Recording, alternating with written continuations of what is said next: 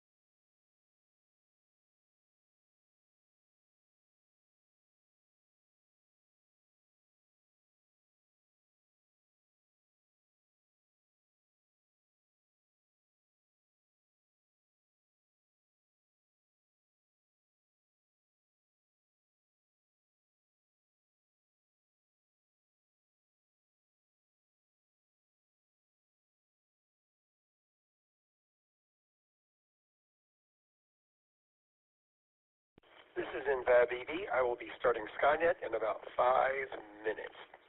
November 5. Bravo, bravo.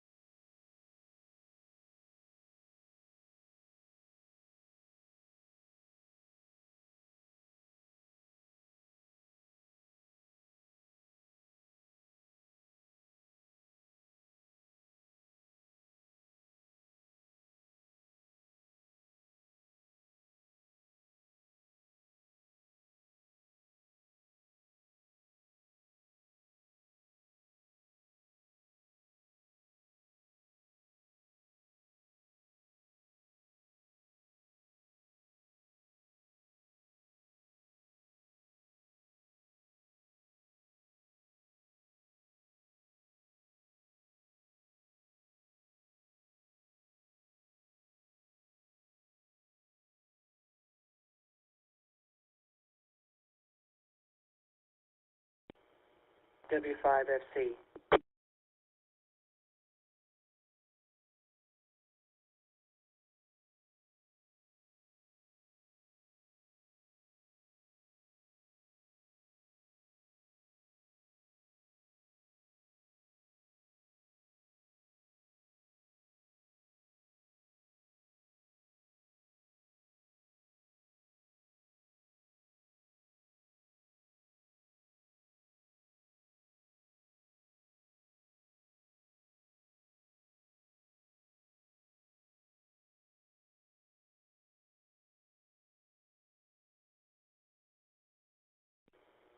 Mr. Chairman, I need to make myself very clear.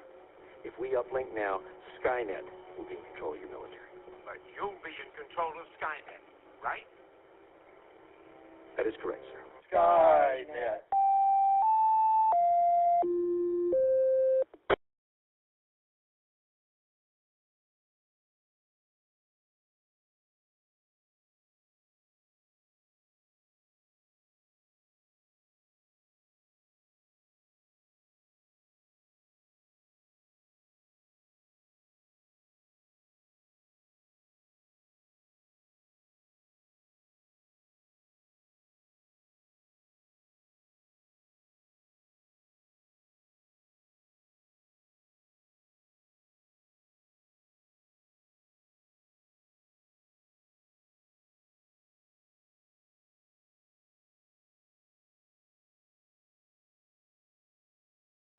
Bill. This is N5BB. Hold on. I'm trying to find the Skynet check-in log, and I'm on the wrong month. I'm the wrong week. Hang on. I'll be right back. This is N5BB.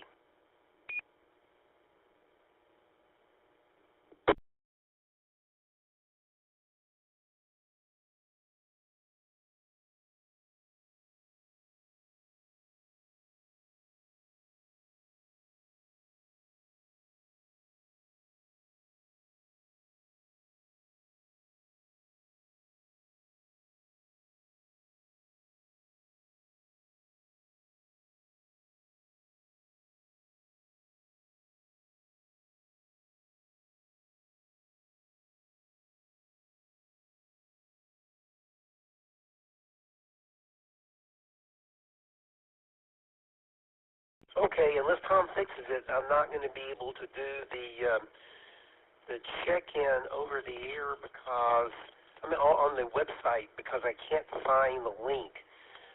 This is N5BB. Tom, if you're listening, please send me directly the correct email to bill@byram.net. Send me the email which has got the link for me to check the website check-ins. I can't see them. Okay, this is N5BB, and hang on. I've got to get some other stuff together here for Skynet. Hang on just a moment.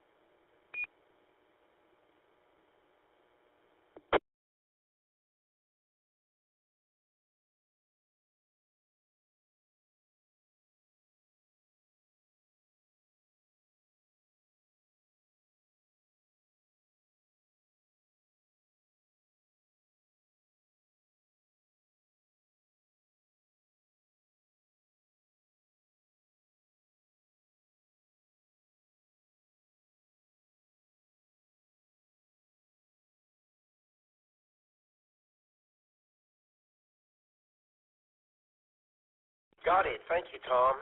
Okay. We are ready to go. Let me pull up the script. This is Bill. My call November 5, Bravo, Bravo. I'll be your net control station for this section of the Dallas Amateur Radio Club Skynet. Skynet is a weekly net called every Saturday night at 9 p.m. concerning the subject of astronomy. Our purpose is to help amateurs become more familiar with the nighttime and daytime sky, astronomy, and space in general. This net is open to all amateurs interested in this topic. We encourage your participation, comments, and suggestions for the net. Stations with priority or emergency traffic may enter the net at any time using the post sign break and your call sign.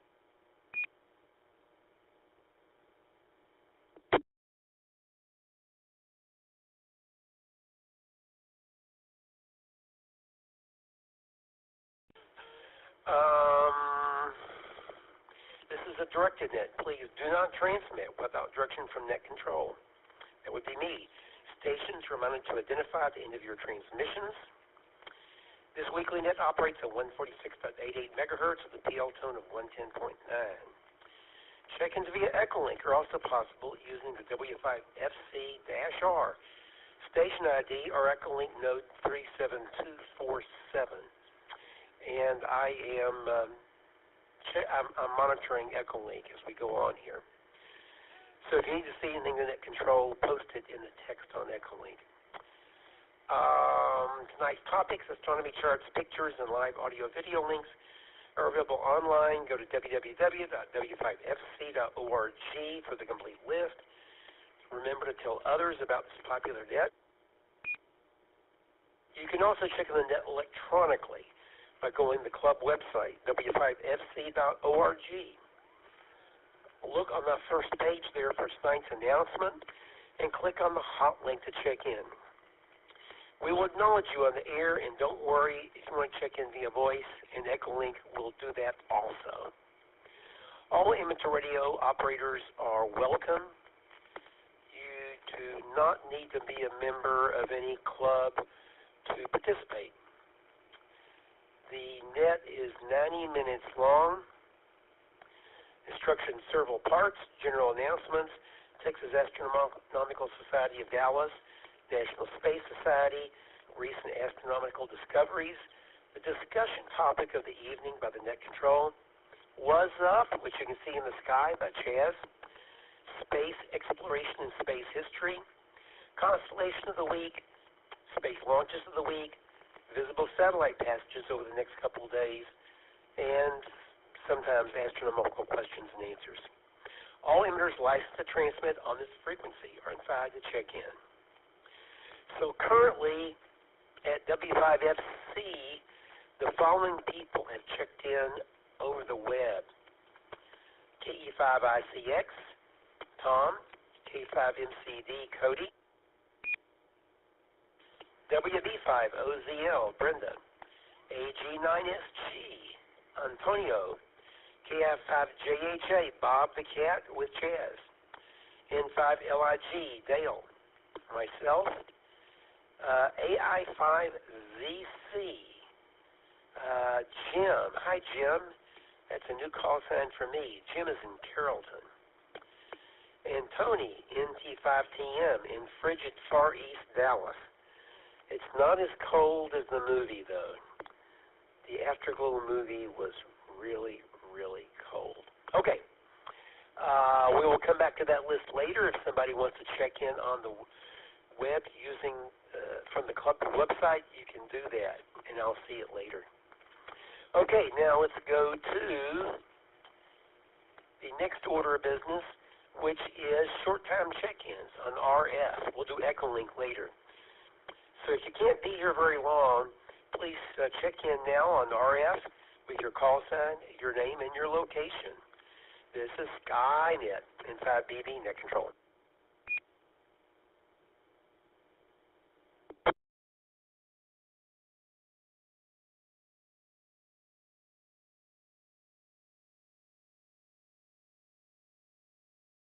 Again, we're looking for short-time check-ins.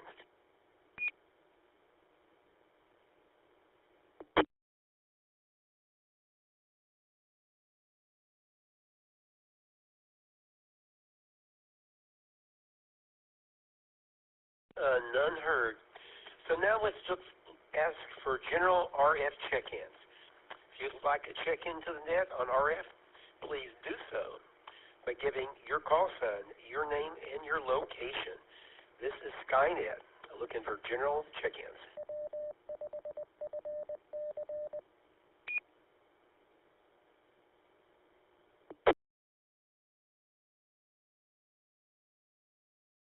Kilo Foxtrot 5, Zulu, Bravo Lima, Bill Farmers Branch.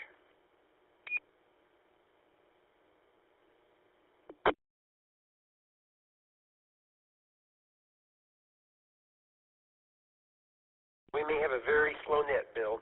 I recognize Bill at KF5ZBL. Are there any other RF check-ins? This is Whiskey 5, Golf Uniform Sierra, Gus, far, far northeast Dallas. This is Whiskey Bravo 4, Mike Foxtrot, India, WB4MFI, Ted, Dallas, low power.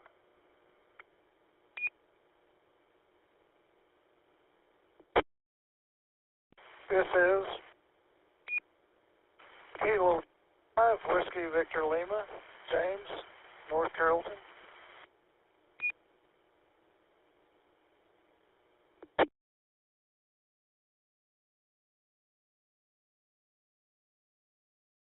Okay, let's pause there. James, give me your full call sign again.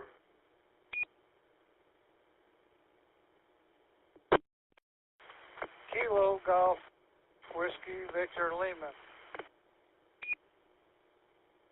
Okay, the repeater's cutting out every time you say the middle part of your call, but I got it that time, most of it.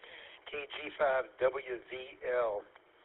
Recognize James, recognize Ted, WB4MFI, Gus, W5GUS, and Bill, KZ5Z Bravo Lima. Do we have any other check-ins to the net on RF? If so, please come now.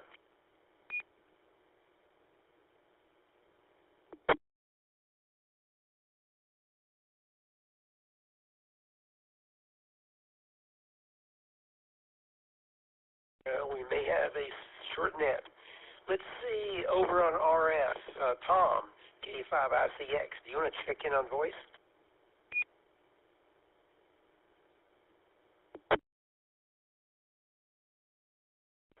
Oh, you got me checked in, Bill, so, yep, I'm here too. KE5ICX.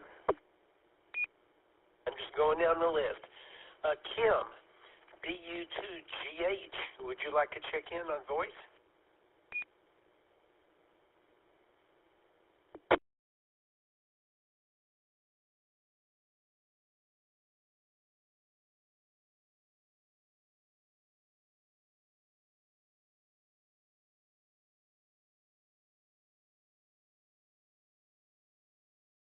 Nothing heard. I know that Kim, I think, is in Taiwan. Okay. Tony, NT510, do you want to check in on voice?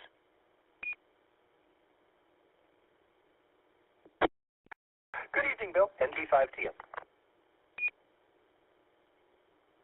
Very good. We have you, Tony.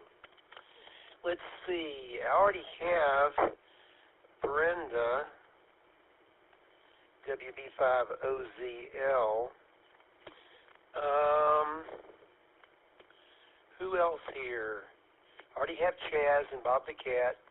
Dale, N5LIG. Oh, we have you checked in also on the web form. Okay. Do we have any other stations on any modes that would like to check into the net? This is N5BB. This is Skynet. This is Kilo, Golf 5, Uniform, Foxtrot, Romeo. Jacob at Farmers Branch. November Victor 5, Foxtrot, Virginia in Fort Worth.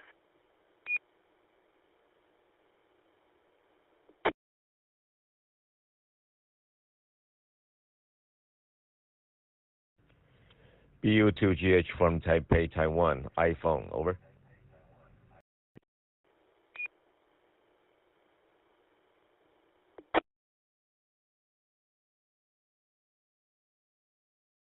Very good. I recognize Kim, BU2GH, Jacob, KG5UFR, and Virginia, NV5F. We will have time later in the net for additional check-ins, but that's all I see right now. So let's move to the next order of business, which is announcements. Does anybody have any general announcements? Something involving amateur radio, space, astronomy, something of interest to hams. If you have any announcements, please come now with your call sign only. This is N5BB, and this is Skynet.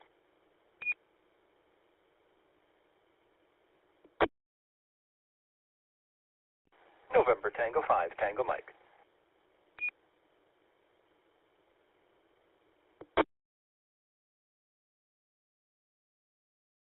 Recognize NT5TM. Go right ahead, Tony.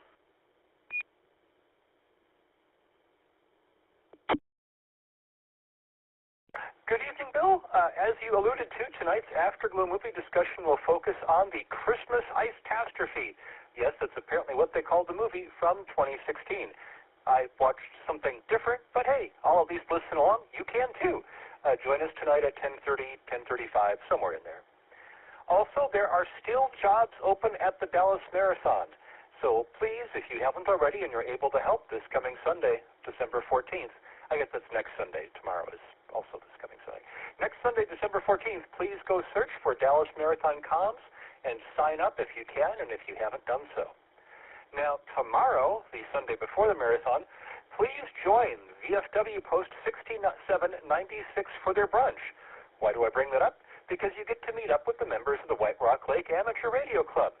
We like to show up at their brunch at 11 o'clock. We've done our part to help make it a lot more popular. It's a fundraiser for the VFW, and it's a lot of fun. They're located on Garland Road by the Sonic and the Chick-fil-A there on the east side of White Rock Lake.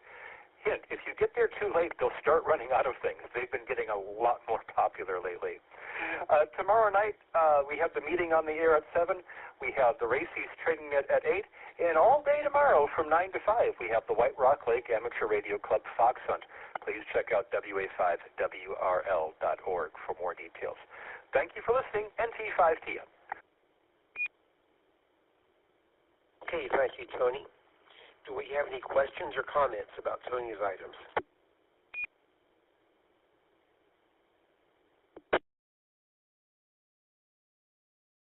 Does anybody else have any announcements or news items of interest to hams?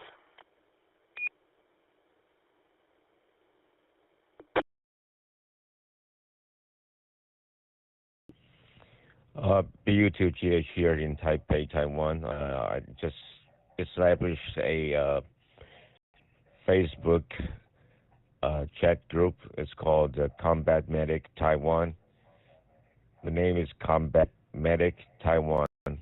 We welcome all people with EMT paramedics, emergency doctors, nursings, and first responders to join us. That's the announcement. BU2GH, Taiwan, over.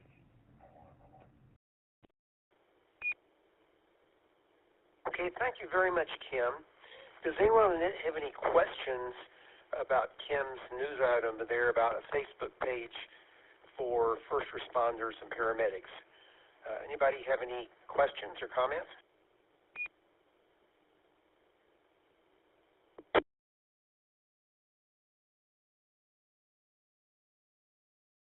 Kim, if you don't mind, in the Echolink text section, would you type in the name of that Facebook group? If you would type it into the Echolink text area, it would make it easier for some of us to find it, if you don't mind. Okay, thank you very much.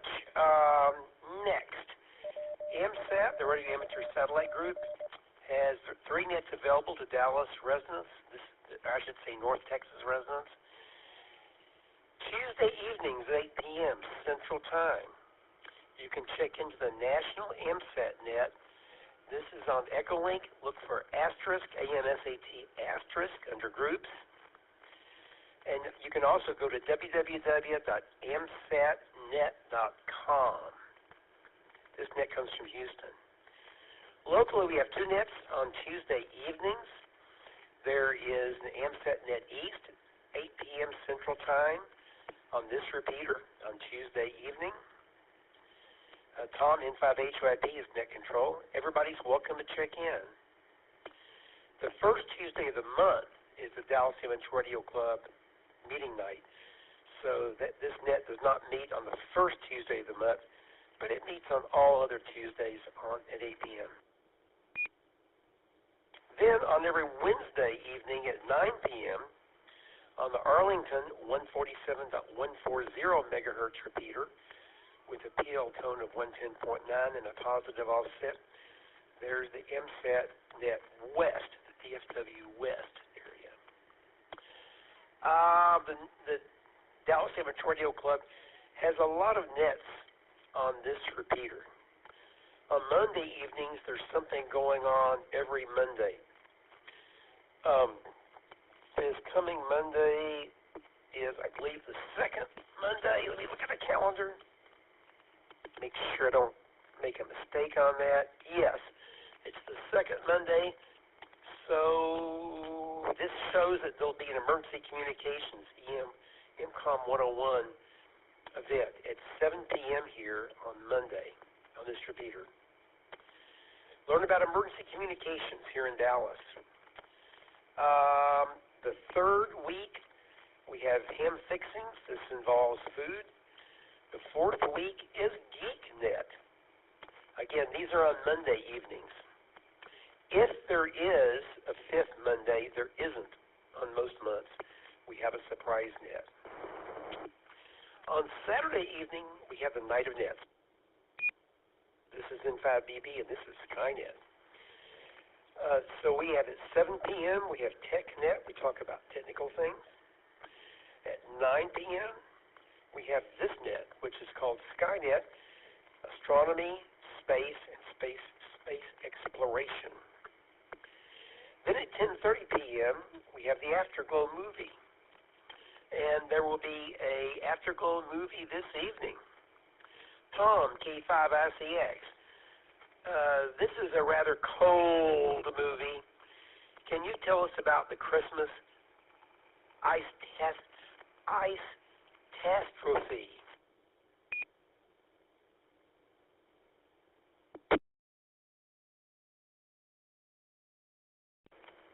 Why, yes, I can, Bill. Hold on just a sec. Tom writes these things, so I forced him to read them.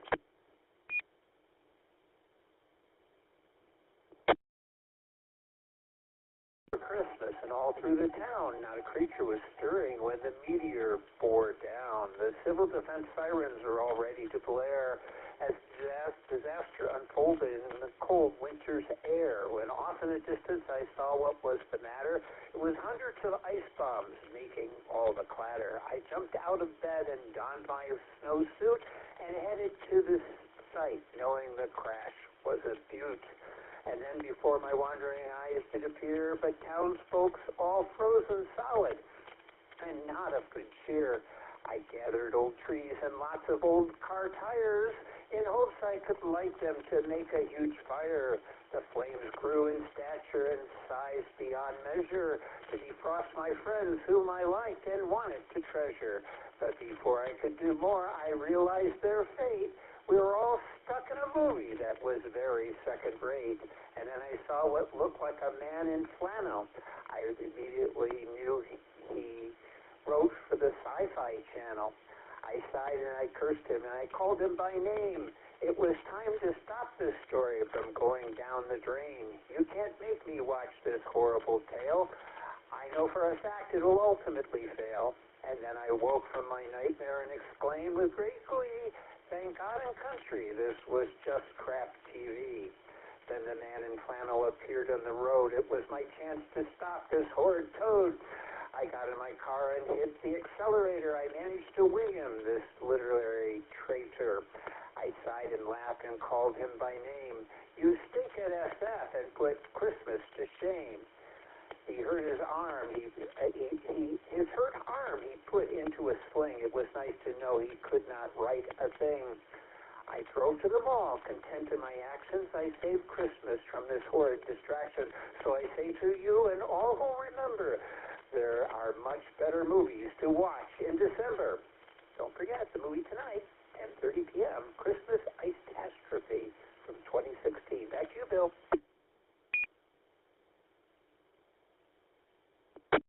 Oh, Tom, you've overdone yourself. That was the best one ever, I tell you. I believe the author must have read some Kurt Vonnegut and heard about Ice 9, and I'll just leave it at that, because the person that wrote this is no Kurt Vonnegut Jr. Okay, other nets. So that was the Afterglow net is this evening, Saturday evening at 10:30, and we usually go on to just about midnight. That's right, an hour and a half talking about a bad movie. Can you believe it? Every day at 6:30 p.m. local time, Central Time, we have the National Traffic System Training Net. At 6:30 p.m. on this repeater, 146.88. At 9:30 p.m. each evening on the Irving 146.72 megahertz repeater, we have the late traffic net. All are welcome to check in any of all of these nets. Please listen before you check in. On the traffic net, there is a time to check in, but you need to listen so it's the correct time. Okay. Now, I think I am ready to move ahead. Let's see if we have any other check-ins. Nobody else has done the web form. Let's see. I already have James and Carrollton. So nobody new is on Echolink. Do we have anybody via any mode that would like to check in to Skynet? If so, please come now.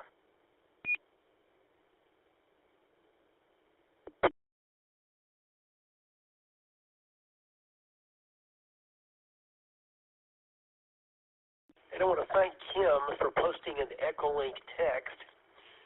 The group he was talking about in Taiwan is, this is a Facebook group, Combat Medic Taiwan. That's COMBATMEDIC Taiwan, TAIWAN. He welcomes U.S. paramedics, EMT, first responders, combat medics to join and exchange and share experiences and news. And then Chaz has got some depressing news about the OSU, which I won't repeat. Okay. Do we have any additional check-ins? One more try. This is in 5BB, and this is Skynet.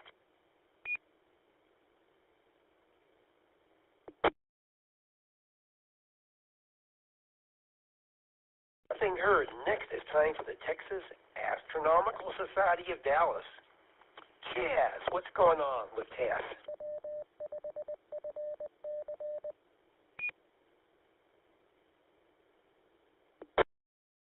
Well, I'm very distracted this evening. I'm watching a football game, and the Ohio State University is 10, and Indiana is 13.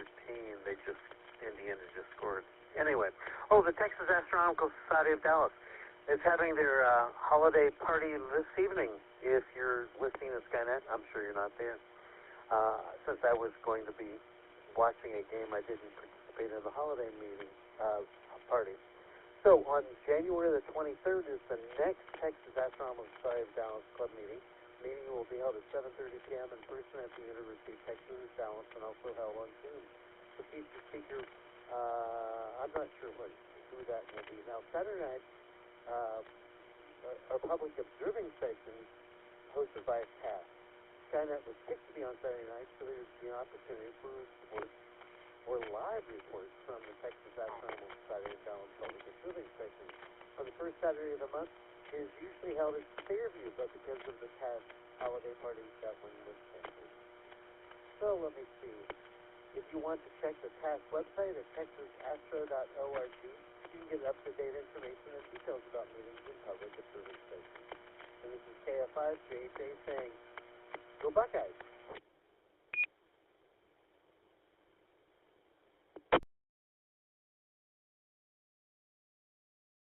Okay, thank you, Chaz. During that transmission, the odd thing went on with your audio again. This has happened before. The first part of your transmission, your audio is nice and strong. And then it gets much, much weaker.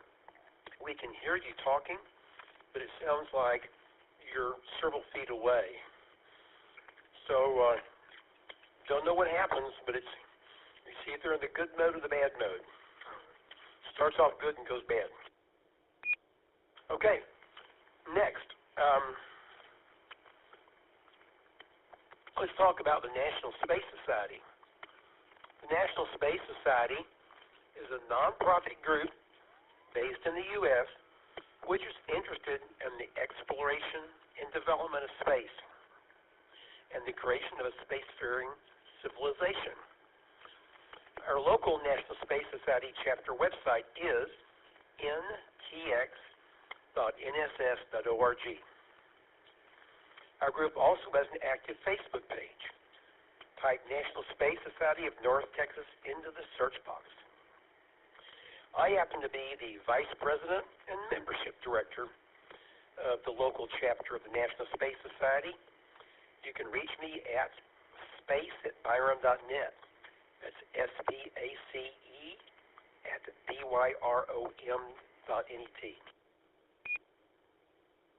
Our last North Texas chapter meeting was on November the 9th. It was a Sunday. The presentation was by Jean Xu, titled, When the Sun Gets Angry, Understanding Space Weather in Low Earth Orbit. Associate Professor Xu works in the new Center for Space Physics and Data Sciences in the Department of Physics at the University of Texas at Arlington. Yes, they have a new department there dealing with space physics. Since we are in the midst of a solar X-ray flares and coronal mass ejection events, this is a very appropriate time to be discussing space weather during this last meeting. On the last Friday evening of each month, from 6 to 8 p.m., the National Space Society North Texas chapter usually sponsors a social event called Space Rendezvous. The December Space Rendezvous will be held on Friday, December 26th. That's right, the night after Christmas, at Cheddar's Restaurant, 700 West Highway 635 in Irving. You do not need to be a member of any organization to attend, but it's good if you have some interest in what humans are doing in space. The North Texas chapter of the National Space Society meets at 3:30 p.m.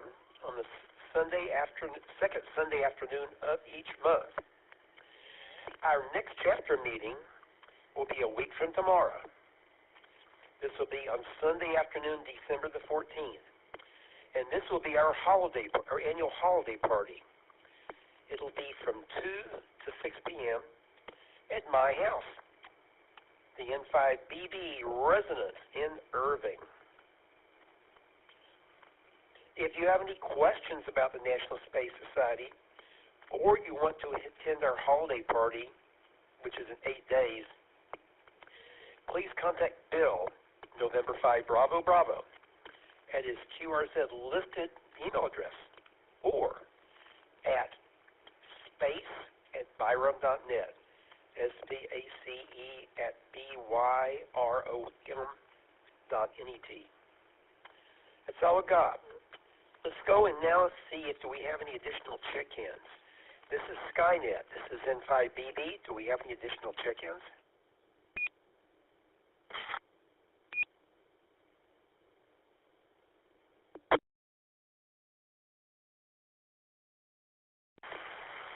Yes, sir. How about Kilo India 5 Oscar Victor Tango, Fort Worth?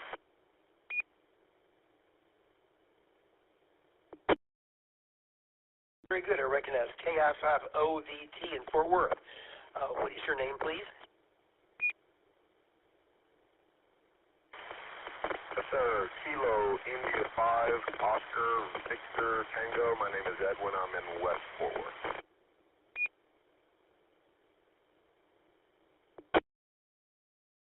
Kilo Golf 5, Foxtrot, Kilo Golf. Have OVT, Edwin in West Fort Worth. Do we have any other check-ins to the net? Kilo Golf 5, Foxtrot, Kilo Golf, Cecil, and Mesquite.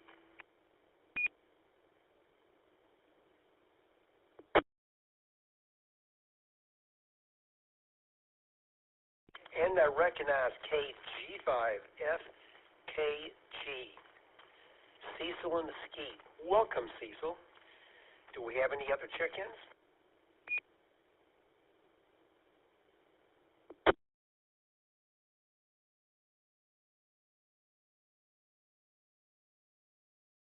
Nothing heard. Brenda, WB5OZL. Tell us about recent astronomical discoveries. This is N5BB.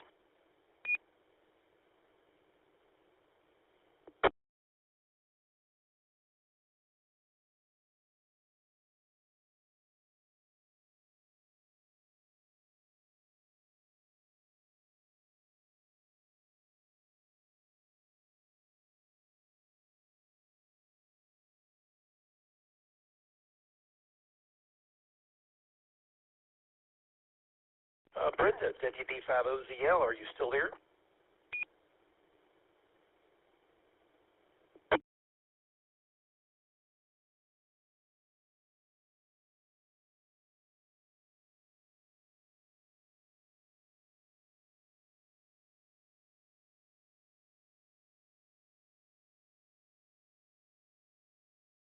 Well, she's still logged into Echolink, but she may have some local problems here. I'll come back to Brenda later. So now let's go to the discussion topic of the evening. My net control station, that's me. The topic is how to get high-resolution views of other stars.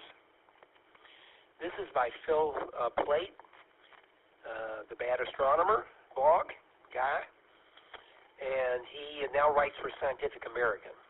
So this is published in Scientific American online.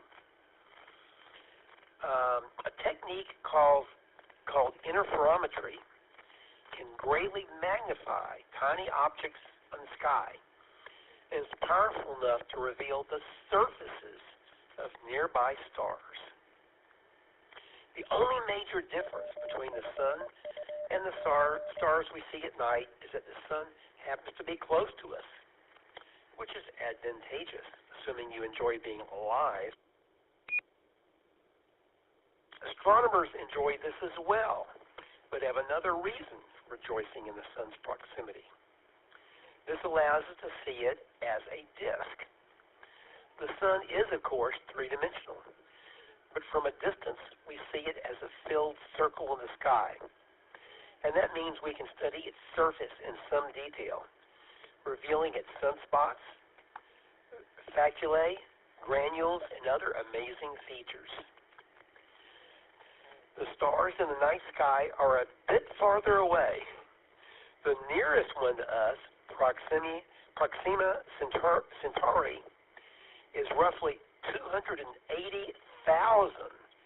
times more distant than our sun. This makes it appear correspondingly smaller through a telescope, infinitesimally smaller, in fact, appearing as only a point of light. When an object appears this way, we say it's unresolved. When it's apparently big enough to exhibit an actual shape, then it's resolved. Is it possible to see any other stars the same way we see our sun, resolved in all their glory, or at least some of their glory? Well, technically, yes. Practically speaking, though, it's hard. A telescope's visual acuity depends on the size of its light-gathering aperture, which is usually a mirror or a lens. If we crunch the numbers, there are quite a few stars that appear large enough in the sky to be resolved by our biggest telescopes. But there's still a problem. Our turbulent atmosphere smears out details of astronomical objects. This sets a limit of sorts on the smallest details you can see for objects in the sky. But clever techniques can work around this limitation, including adaptive optics, which rapidly reshapes a mirror in the telescope to counter the motion of overlying air. Another is speckle imaging, which uses sequences of extremely short exposures to freeze out the same motion. In the 1970s, astronomers used a variation on this technique to get sharp images of several nearby large stars, including Antares and Scorpius, and everyone's favorite incipient supernova, Betelgeuse in Orion.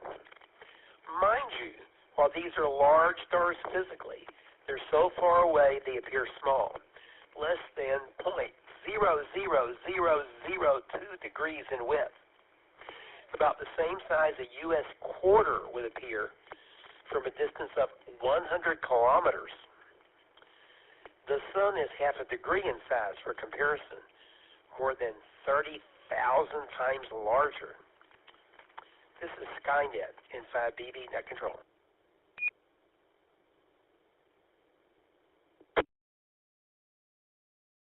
As clever as these techniques are, they still face the more fundamental obstacle of aperture size defining a telescope's resolution. Building even bigger ground-based telescopes would help, but offers diminishing returns. At a certain size, around what we have today, the task becomes prohibitively difficult and expensive. But there's another technique that can circumvent even this limitation. It's called interferometry, and it depends on the fact that light consists of waves. Technically, light is an oscillation of electric and magnetic fields, just like radio signals. But it still acts, in most circumstances, exactly like a wave. A beam of light has crests and troughs, and when two beams pass through each other, they can create interference. Crest and troughs add together, sometimes making higher crest and lower troughs, or sometimes canceling each other out. You're probably already familiar with this phenomenon, which works for other types of waves as well. If you sit in a bathtub full of water and scooch back and forth in a rhythmic way, you create waves that move up and down the length of the tub. When the crest of two waves pass each other, they can get so tall they splash water out of the tub. Congratulations, you've done complex physics at bathtub. Light from a star can behave this way too. Typically, the interference isn't as simple as interacting pairs of crest or troughs. This is because a star's light has multiple wavelengths, and the resulting pattern it forms in any telescope is quite complex. But that structure, called the interference fringe pattern, encodes information about its stellar source, including size, shape, and brightness distribution. That is, which parts of it are brighter or dimmer than other parts. Here's the very clever part. If you have two telescopes separated by some distance, the light from both can be sent to a device that adds them together to create interference patterns that can be analyzed, decoded, and then used to create an image of the object that maps its details. Critically, though, the resolution of these telescopes is defined by their separation, not their size. Two modest telescopes, 100 meters apart, could, in principle, see as much detail as a telescope as wide as a football field. This is Skynet in progress inside BB Net Control.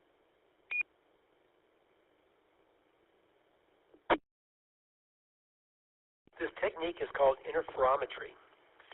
Astronomers demonstrated it with radio telescopes in the 1940s and 1950s, and it's now routine in radio observations. Interferometry becomes more difficult, however, as the wavelength of light shortens. The optical wavelengths of visible light, for instance, are far shorter than radio, so combining them is much more complicated. Still, over the years, optical interferometry has been developed with great success. One of the largest telescopes in the world, the Very Large Telescope, consists of four 8.2-meter telescopes, as well as four smaller telescopes that cover a distance of more than 100 meters, giving them phenomenal resolution. But even that's not the biggest. The Center for High Angular Resolution Astronomy, the acronym is CHARA, that array has 6 1-meter telescopes separated as much as 330 meters. CHARA has a resolution better than a millionth of a degree, more than enough to see features on a decent sampling of stars. In fact, most of the resolved images we have of stars are from CHARA. Super high resolution images of stars have revealed many surprising and frankly weird structures. The Very Large Telescope peered at the red giant Pi Gruius and found that it has huge bubbles of hot gas rising from its interior. CHARA looked at the bright star Altair and saw that it is distinctively egg-shaped as a result of its very rapid rotation. Chart observations of the massive hypergiant RW Cephei showed its shape to be irregular and changing, indicating that it blew out a huge starlight-smothering dust cloud in 2022, like Betelgeuse did in 2019.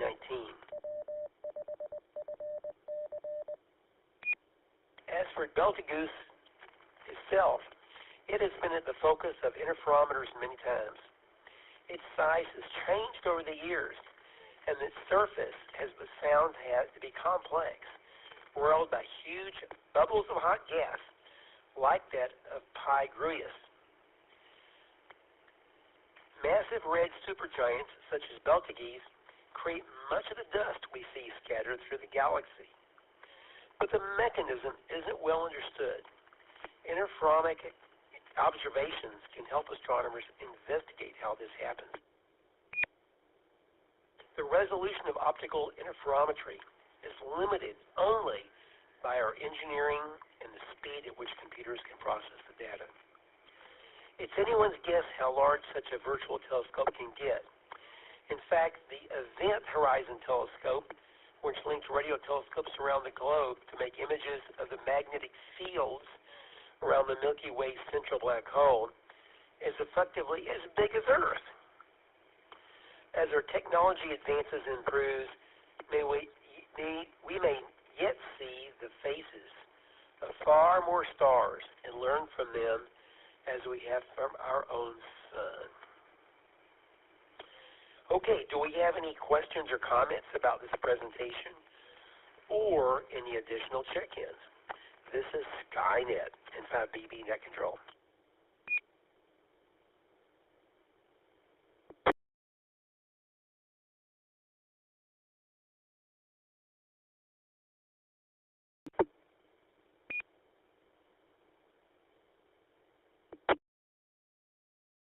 Was the station trying to check in? If so, there's no audio. Try again.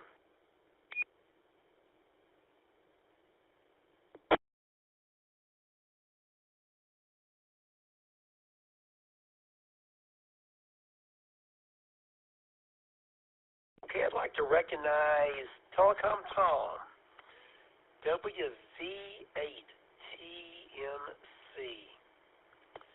Tom, would you like to check in via voice on Echolink?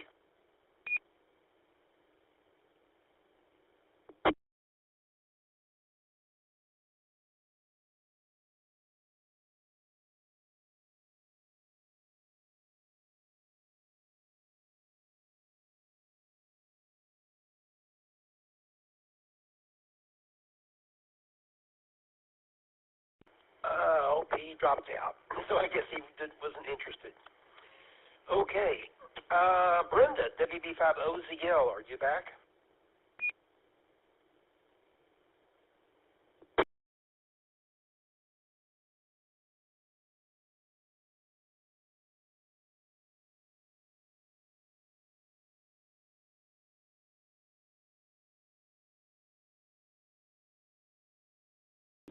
Okay,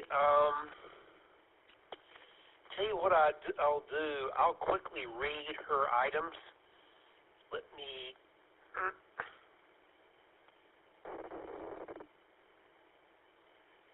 Well, just a moment. Let's see if I can get to it first. Hang on.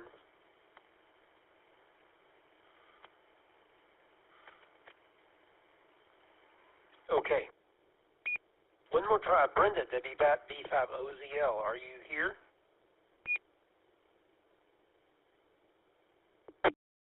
Hey, Tom, KE5ICX, why don't you go ahead and read them?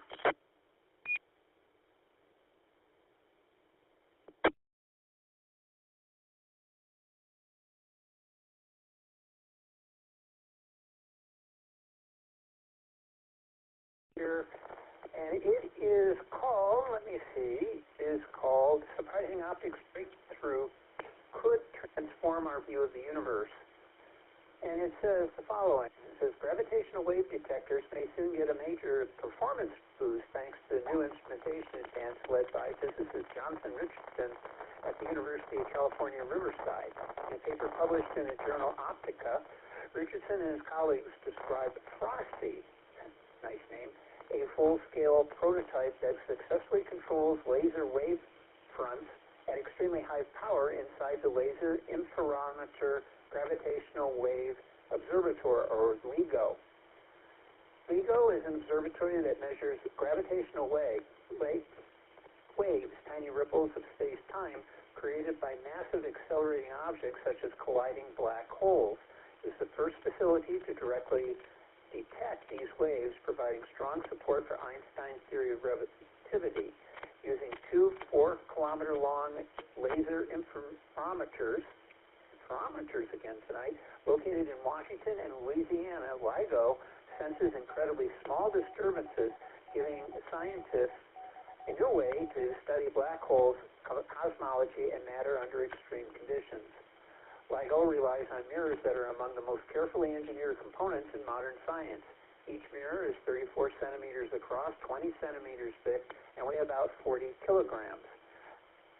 To detect distortions in space-time that are smaller than 1/1000th the diameter of a proton, these mirrors can be held almost perfectly still. Even tiny vibrations or environmental noise can drown out the faint gravitational wave signals that LIGO is trying to detect.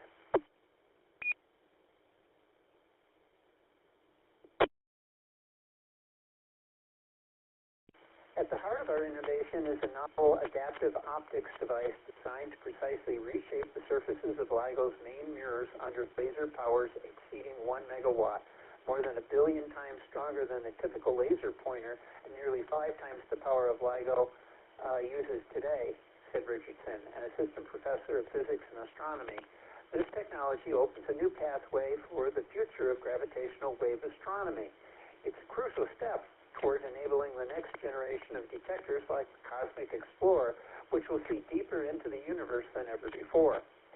FROST-A, short for Front Surface Type Irradiator, is a precision wavefront control system designed to cancel out distortions produced when intense laser light heats LIGO's optics. Existing systems can only make relatively coarse corrections, but uses the more advanced thermal protection method to apply fine, higher-order adjustments to the mirror surfaces. This level of control is essential for the more demanding performance requirements of future detectors. Despite its icy name, FROST-A operates by warming the surface of the mirror in a very controlled way that returns it to its ideal optical shape.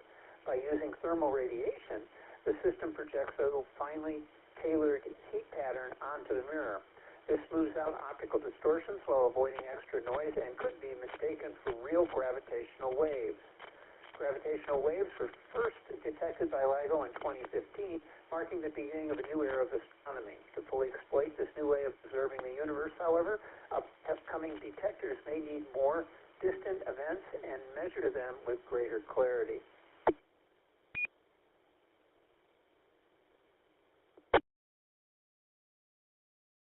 This means pushing the limits of both laser power and quantum level precision. The problem is increasing laser power tends to destroy the delicate quantum states we rely on to improve signal clarity. Our new technology solves this tension by making sure the optics remain undistorted even at megawatt power levels. With this approach, the new technology is expected to expand the observable gravitational wave universe by a factor of 10. That increase in reach could allow astronomers to detect millions of black hole and neutron star mergers across cosmic history and to study them in unprecedented detail. FROST-A is expected to be a component of LIGO, a planned upgrade that will act as a test bed for the next generation observatory known as the Cosmic Explorer.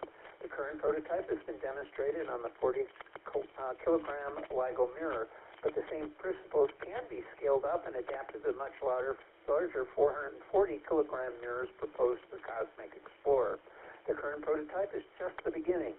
We're already designing new versions capable of correcting even more complex optical distortions. This is the R&D foundation for the next 20 years of gravitational wave astronomy. Richardson concluded the research in collaboration with the universities of UCR, MIT, and Caltech. And the work was supported by a grant from Richardson from the National Science Foundation.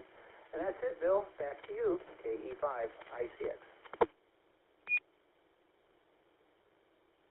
Very good, Tom. This is N5BB. By the way, the LIGO is measuring deflections. If I remember correctly, they're less than 1%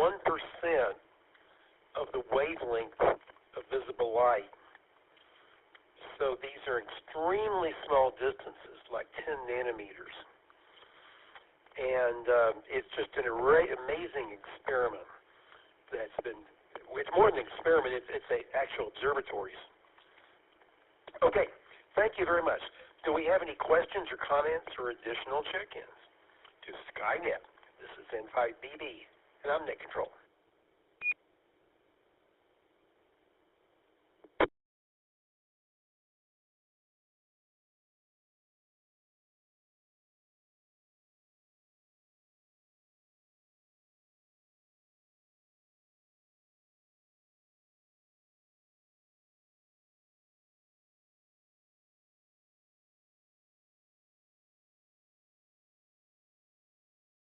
Okay, I don't see anybody else on Echolink or the web check-in tool.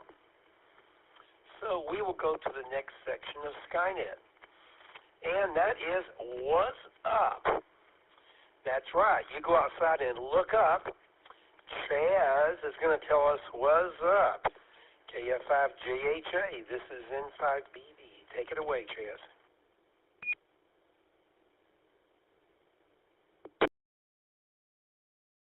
Well, I'm very distracted with a game that only has 6 minutes left in the game, and the Ohio State University is behind.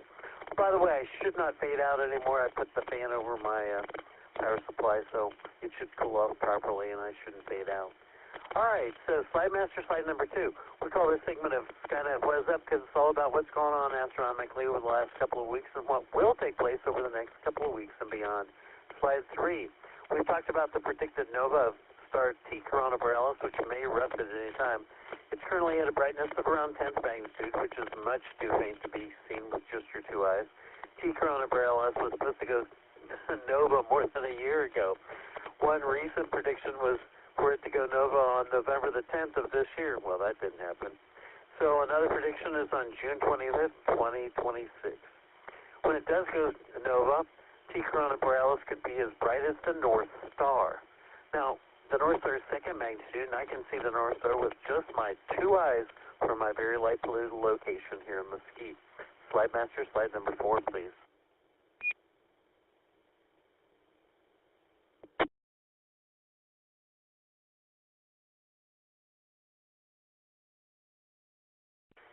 This image of the sun was taken on December 3rd, just a few days ago, and I took that from the website spaceweather.com. Now, large sunspot complexes on the sun are so large that at times you can just use your solar eclipse glasses to see them.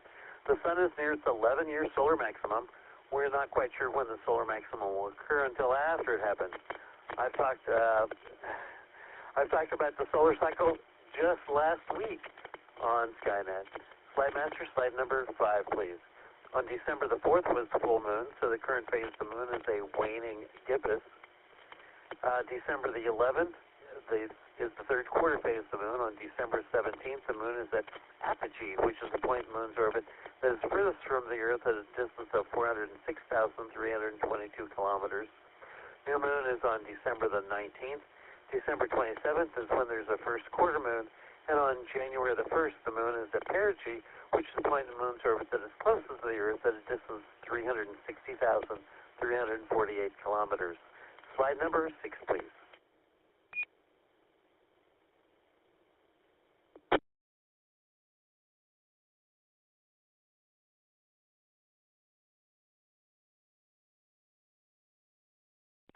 Tomorrow morning on the early morning sky on December 7th is the conjunction of the moon and the planet Jupiter and the bright star Pollux. The conjunction is a gathering of 2 or more objects close to each other in the sky. So we're just a few hours away from that. Slide Master, slide number 7. On the night of December 8th and 9th is the peak of the 2 minor meteor showers called the Monoceroids and the Sigma Hydrates meteor showers. Both will have about a handful of meteors per hour. Most of the time you'll see most of the meteors the hour just before dawn, because that's the side of the Earth that's running into the debris left behind by comets or asteroids. To get more detailed information of how to observe meteors and meteor showers, go to the International Meteor Organization at IMO.net or the American Meteor Society at amsmeteors.org. Slide master, slide number 8, please.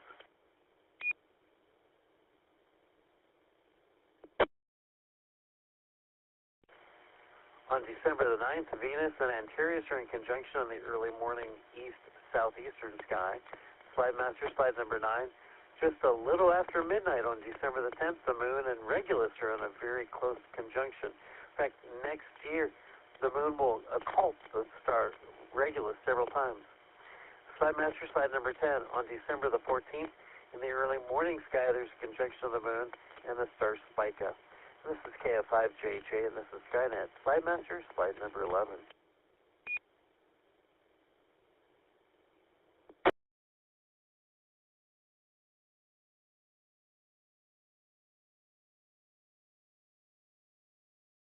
Now, do any of you out there in Radio Land have any questions? Or maybe you need a fill, or maybe you need some more information.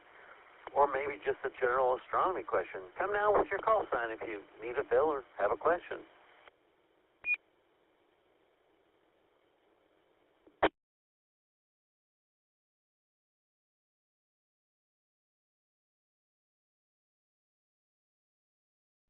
Okay, slide master, slide number 12. Says the Moon wane.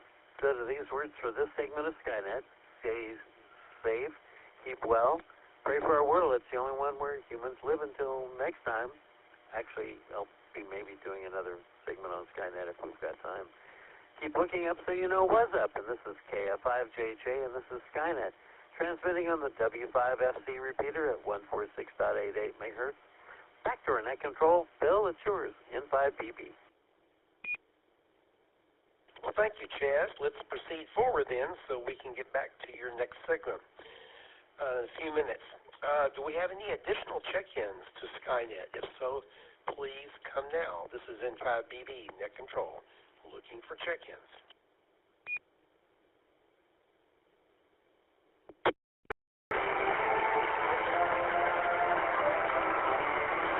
Nothing heard? Gus, W5GUS, would you tell us about space exploration and space history? Take it away, Gus. This is N5BB.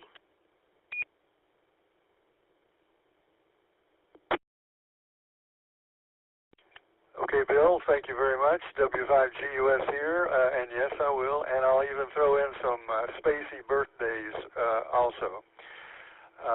Let's see, first for exploration news, December 4th, 2 days ago, 2025, SpaceX continued a Starlink constellation expansion. They successfully launched another batch of 28 Starlink internet satellites from Vandenberg Space Force Center, or base in California. Also, December 4th, 2 days ago, the final full moon of 2025, known as the cold supermoon, graced the night sky on December the 4th. Coinciding with this lunar event, the Geminid meteor shower began its annual show on the same day.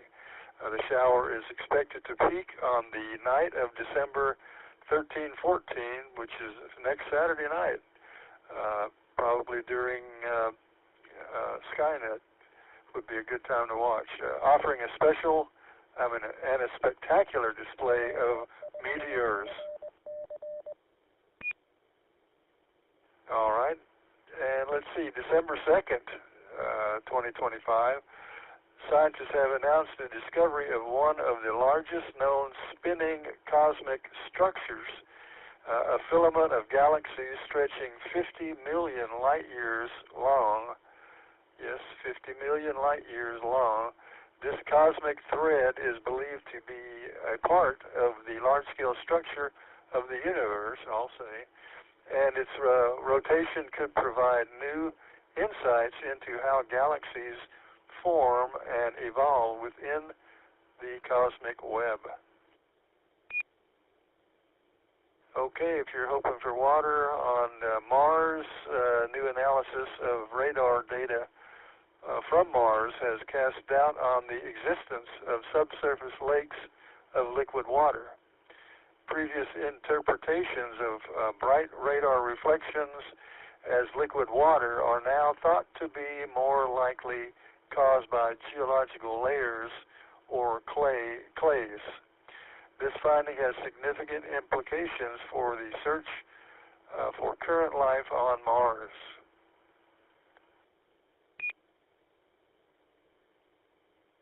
Also, astronomers on November 28th, 25, astronomers have observed the closest known pair of interacting dwarf galaxies outside of the Milky Way's own satellite galaxies.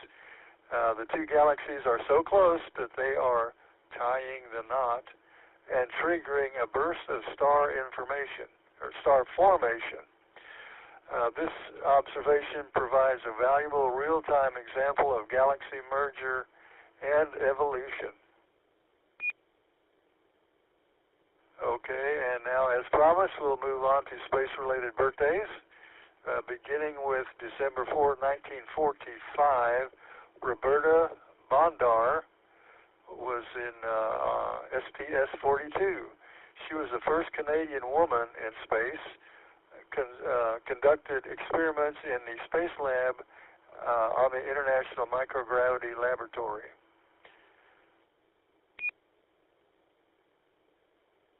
All right, and then December 4th, 1991, Haley Arsenault was the first person with a prosthetic leg bone to go into space. She served as the medical officer on the first all-civilian space flight. December 4th, but 1952, Ronald Sega was on STS-60 and STS-76. He served as a flight engineer on the first joint U.S.-Russian shuttle mission. He was the payload commander for the third docking mission to Mir. Okay, in December 5th, 1976, Norishigin Kanai was on the Soyuz MS-07 and served as a flight engineer on Expedition 54 and 55 on the ISS. He was a medical doctor and a diving medical officer in the Japan Maritime Self-Defense Force.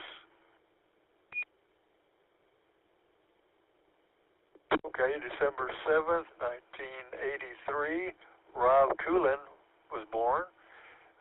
He was not on a flight. He was selected as a NASA astronaut in 2017, but resigned for personal reasons before completing training. All right, December 7th also, 1981, Matthew Dominic. He was on SpaceX Crew 8. He commanded the SpaceX Crew 8 mission to the ISS. He was a U.S. Navy test pilot with over 1,600 flight hours. Okay, and then December 9th, 1965, Sunita Williams was born. She was on STS-116, 117, Soyuz, TMA-05M, and a Boeing CFT. She holds the record for the most spacewalk time by a female astronaut. She was the first woman to fly on a test flight of an orbital spacecraft, and she is a ham. KD5PLB, Kilo Delta 5, Papa Lima Bravo, ham. So how about that? All right, we'll move into space history. On November 30th, 1964, the ZOND 2 Mars probe was launched. The Soviet Union launched the Zond 2 probe, an early attempt to study the planet Mars. The spacecraft was part of the Zond program, which aimed to test interplanetary spacecraft and gather data on the space environment. Zond 2 was equipped with a variety of scientific instruments, including cameras, a magnometer, and radiation detectors. Unfortunately, communication with the probe was lost in May '65 before it could reach Mars. Despite the mission's ultimate failure, it was a significant early step in the exploration of the red planet. All right, December 2nd, 1993, STS-61 Endeavour was launched on mission. It was the first servicing mission for the Hubble Space Telescope. The primary objective was to correct the telescope's flawed primary mirror, which was causing blurry images. The crew performed a record-breaking 5 spacewalks to install corrective optics and other new instruments.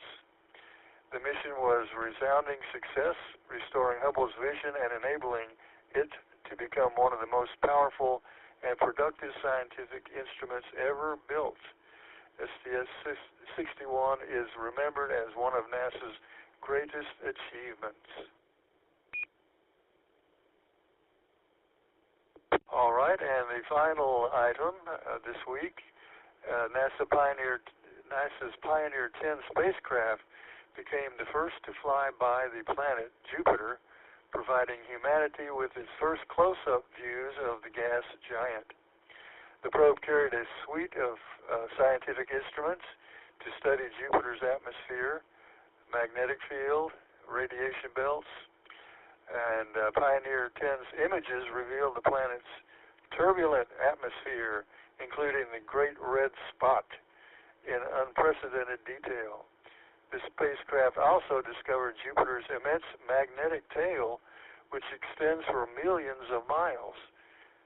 After its successful Jupiter encounter, Pioneer 10 continued its journey out of our solar system, becoming the first man-made object to do so.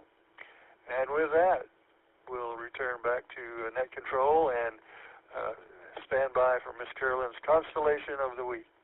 So back to you, Bill, W5GUS.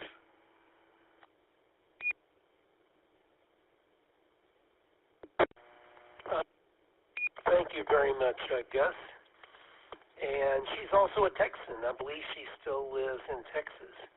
Sunita Williams, the astronaut, a previous astronaut. Okay, let's look here. Do we have any additional check-ins? I don't see anybody on Echolink. KB9SOK. Sean, do you want to check in on voice?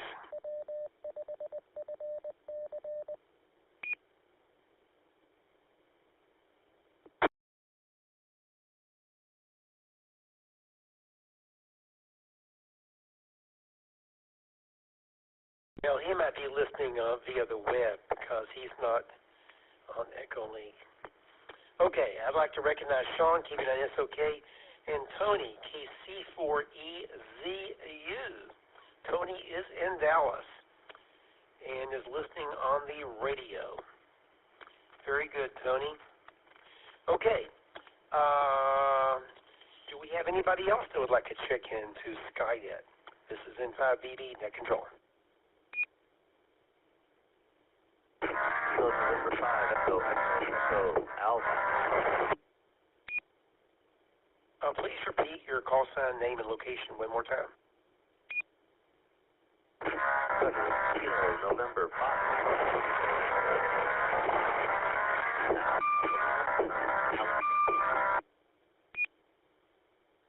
Well, the Kilo November 5 station, there's some interference. I'll let you try it one more time before we give up. Give it one more try.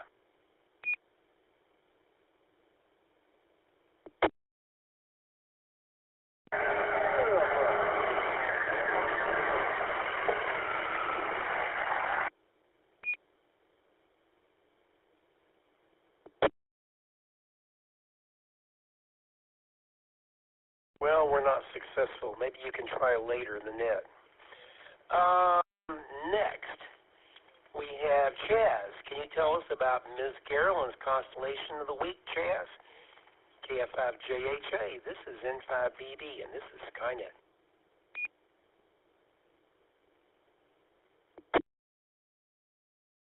Thank you, Bill. Good evening, everyone. Once again, this is KF5JHA Chaz.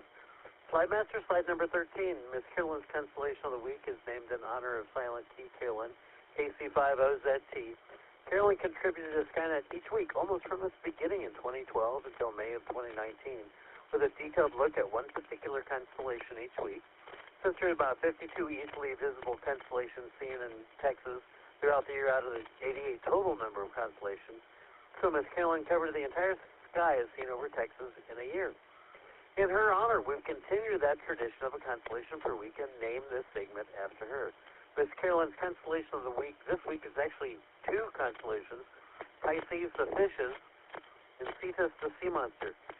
The plural of fishes or fish. It doesn't matter. This is KF5JJ and this is Skynet. The constellation of Pisces, the fish, or fishes, is based upon the Roman myth about Venus and her son, Cupid. Venus and Cupid are known as Aphrodite and Eros in Greek mythology.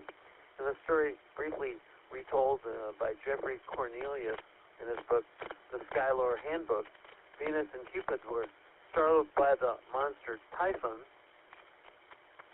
but Venus knew that they could escape by water. She grabbed Cupid and they plunged into the sea. They were both transformed into fishes to ensure that they did not lose each other. They tied themselves together with a cord. In the heavens, we see mother and son in the cord that binds them in love. Oh, isn't that a nice love story? Slide Master, slide number 14, the jokes of the week.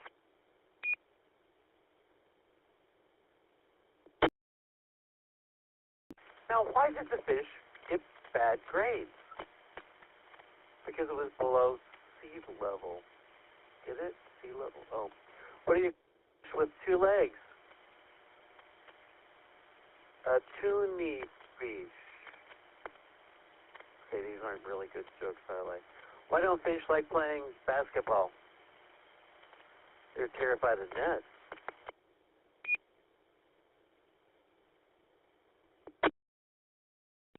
What do you call a group of whales that play music?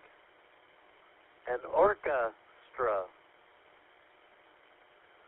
What did the whale eat for lunch? Fish and chips. And then the last one of the bunch. How do you get two whales in a car? Well, you first start at England and then drive west. You know, that Wales is west of England. And this is KF5JJ and this is Skynet. Slide Master, slide number 15.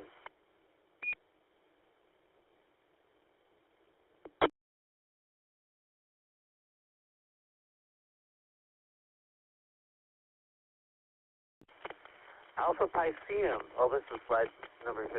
Alpha Pisceum, the name of Al-Risha, is the Arabic for cord. This refers to the cord that ties the two fishes together.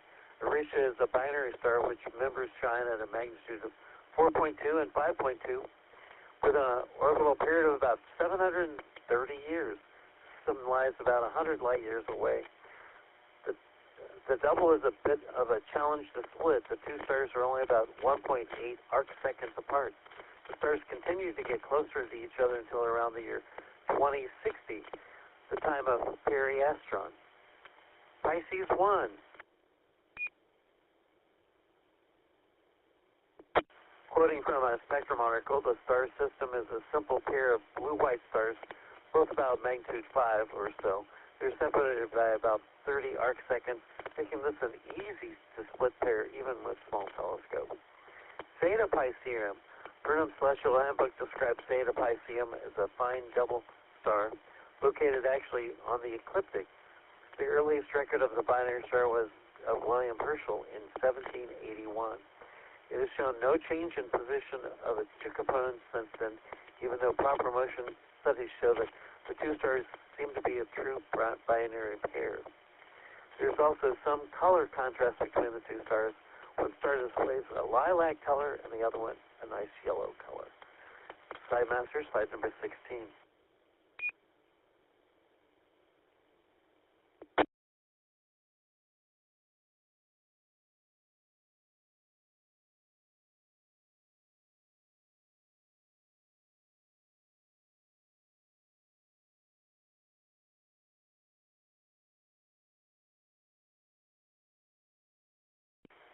Mezzi object number 74 is the only Mezzi object in Pisces. 74 is a fine example of a large face-on spiral galaxy. However, it is often referred to as the most difficult of all the Mezzi objects because of its low surface brightness, spread over the relatively large area, about 10 arc minutes. Stephen James Amira has nicknamed M74 the Phantom. It requires a dark, moonless sky to find because of light pollution and moonlight, like tonight, completely overwhelm it. In addition to dark skies, good sky transparency helps immensely with both finding M74 and trying to see it in any detail. Slide master, slide number 17.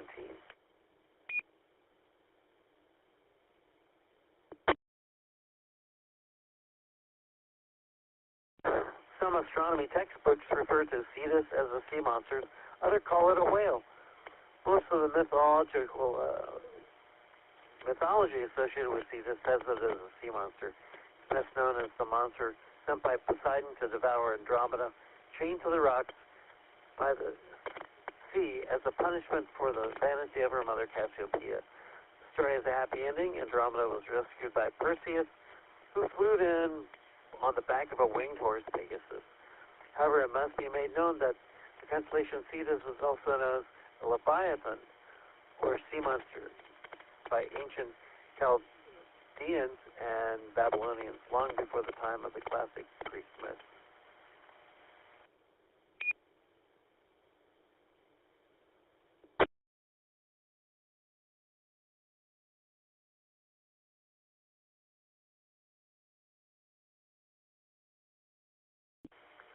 Omicron Ceti is known as Myra, which means wonderful, and it's a famous variable star.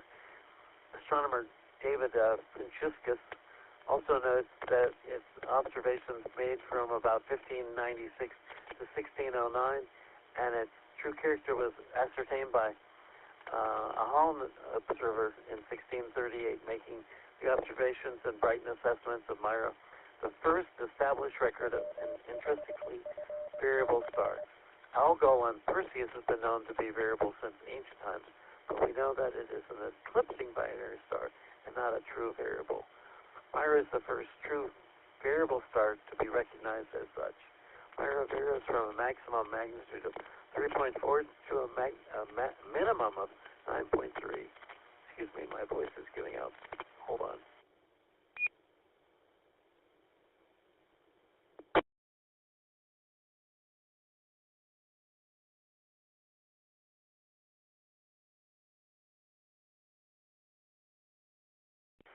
But it has been much brightened, more than 3.4 magnitude, and its time gets slightly dimmer than 9.3. Has an average period of 331 days, but is the subject of extreme irregularities. Sometimes it can go for several years below naked eye brightness. Myra is about 220 light years from our solar system, the type M or red star. Myra is a binary star system. It has a faint bluish sub-dwarf companion that orbits around it. The star itself is variable, changing from about 10th magnitude to 12th magnitude and back over that period of time.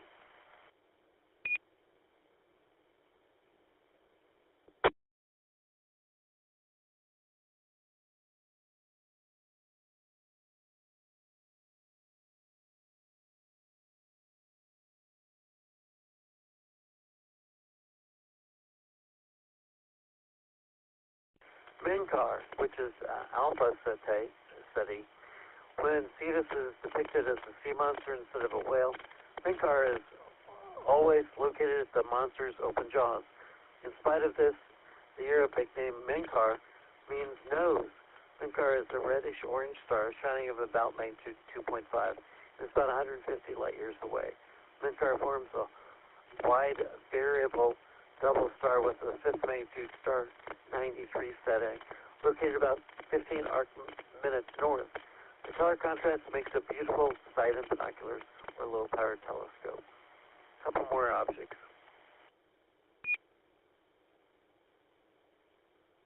M77, that's slide number 19, is a spiral galaxy, otherwise known as NGC 1068. Bruno's Celestial Handbook notes that the chief member of the small group of galaxies, which includes NGC 1055, 1073, 1087, and 1090, which would make an interesting group of targets for owners of large aperture wide-field Dobsonian telescopes that are light buckets. Burnham's Celestial Handbook also further notes that M77 is an unusual system containing at least 3 distinct sets of spiral arms. Wow. Slide Master, slide number 20, NGC 246.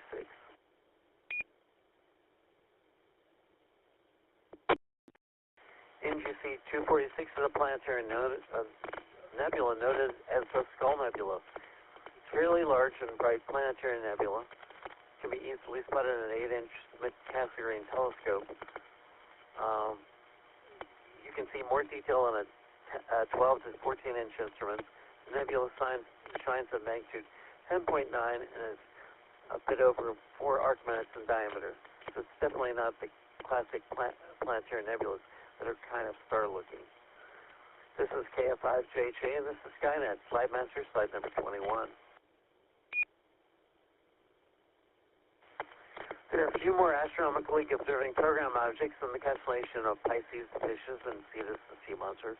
I've given you just a sampling of those objects.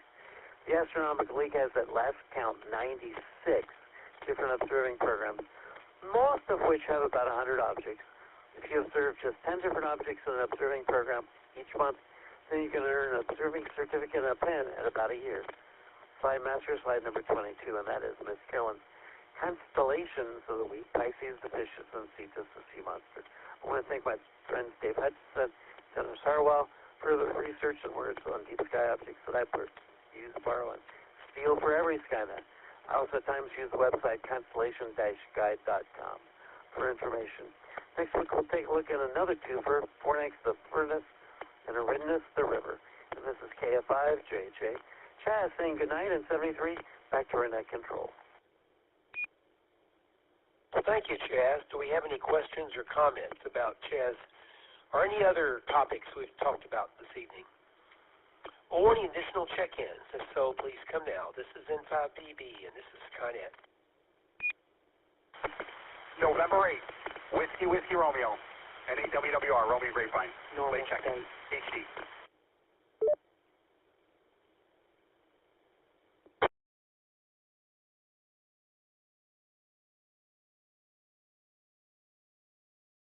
Very good, Romy, NAWWR.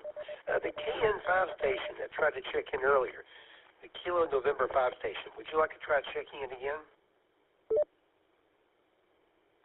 Kilo November 5, Echo, Al from Allen.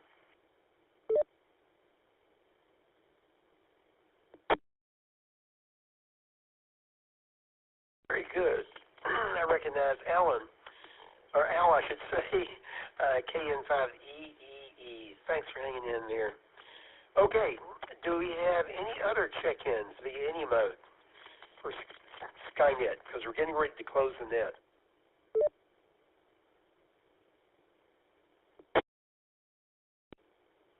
I'm completely operational, and all my circuits are functioning perfectly. Afterglow movie net. And if you believe Hal, then you believe anything an artificial intelligence agent will tell you. They hallucinate, just like Hal did. Okay, Tom, we're going to have to skip over the launches of the week and the visible satellite passages. One last try. Do we have any other business for the net? Close Skynet. 5BB.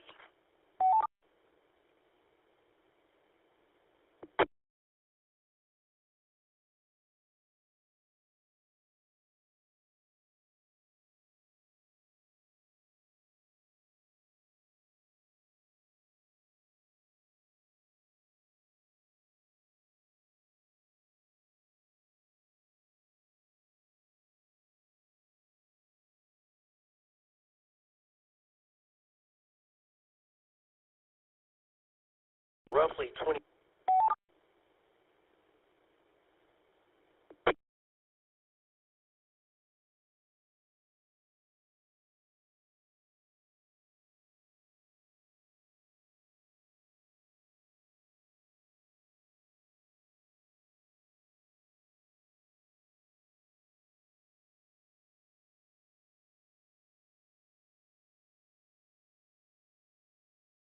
Net control stations for this and all the other Dallas Image Radio Club nets.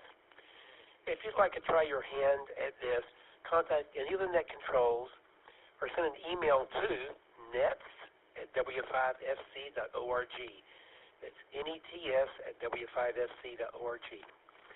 You can follow topics and discussion about this net astronomy in general on Facebook and X if you really insist on using those platforms, as well as our audio and video streams, video archives, and other useful internet resources going to w5fc.org at the conclusion of this net. Until next Saturday evening, this is N5DD. Bill, I'll be closing this net at 10:32 local time, returning the repeater to normal amateur use for a moment.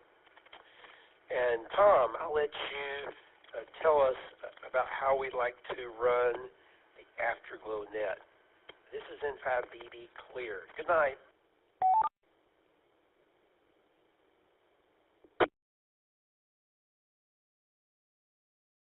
And thank you, Bill. Thanks for doing the net this evening. And we'll be back in about 5 minutes. It's just enough time to make some microwave popcorn, come back, and we'll be talking about the movie. Actually, it was 2014. I thought it was 2016. Boy, poor 2014. Christmas Icetastrophe from Sci-Fi Channel, or Sissy as we used to call it, and probably still do. So come back in 5. This is KE5 ICX.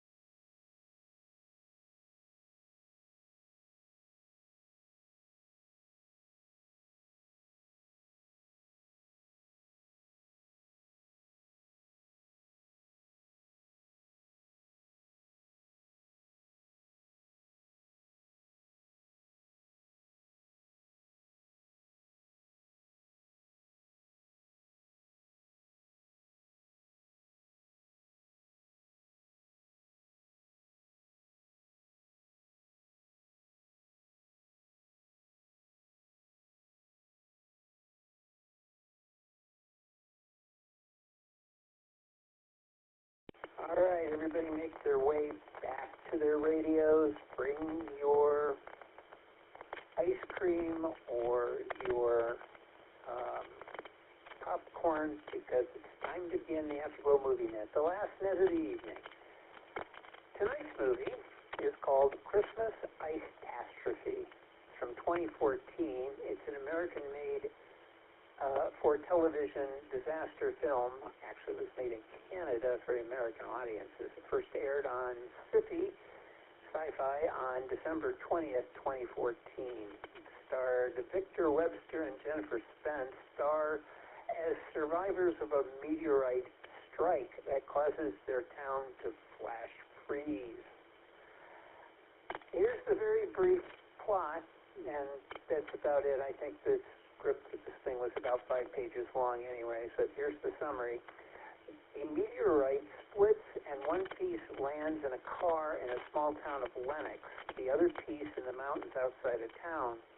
The town begins to progressively flash freeze, and the effect spreads outward at an alarming rate.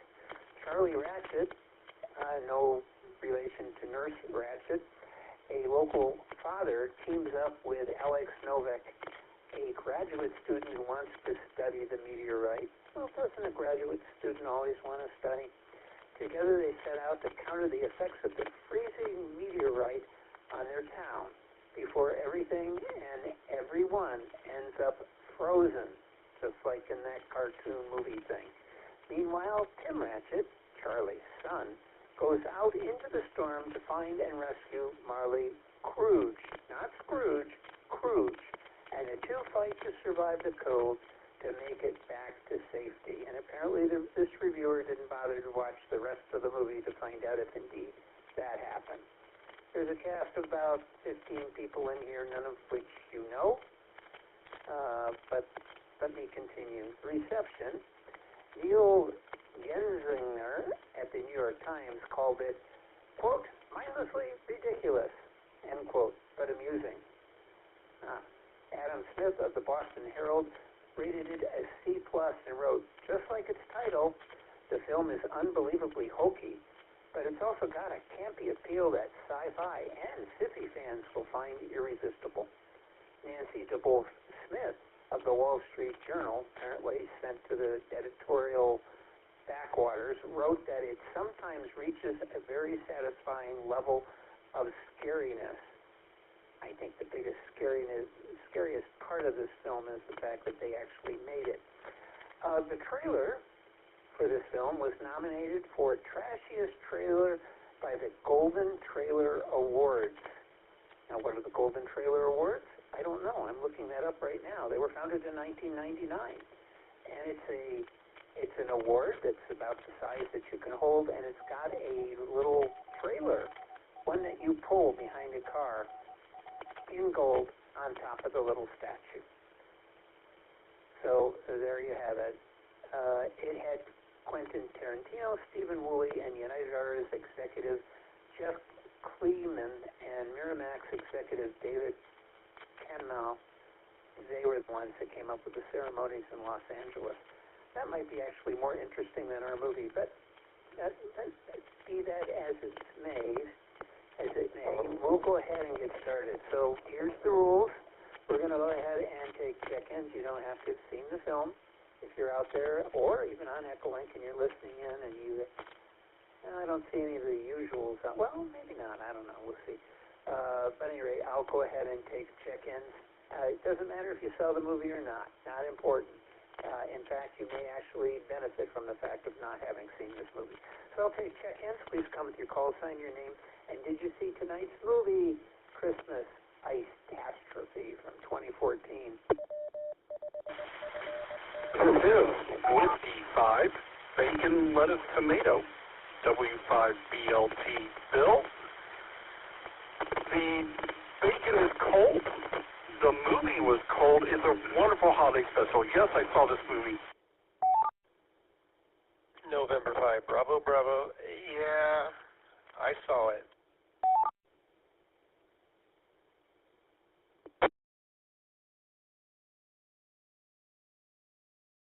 Kilo Bravo 9, Sierra for Kilo. shot, Fort Worth. Yes, I did see this now. In and out, Tom. Thanks for running that.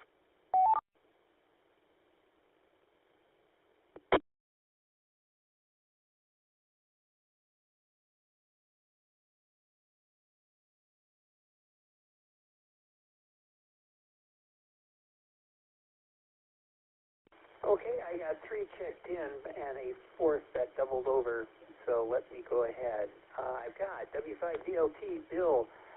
Yes, he saw the film. N5DV, the other Bill. Yes, he saw the film. KB9SOK, Sean in Fort Worth. Yes, he saw the film. And then somebody else got horribly mangled in that transmission. I'll take another round. Please go ahead. Well, my neighbor with my 2 watts that I'm running. November 8, Whiskey Romeo, NAWWR, Romeo and Grapevine. I'm in and out, Tom. Thanks for running that.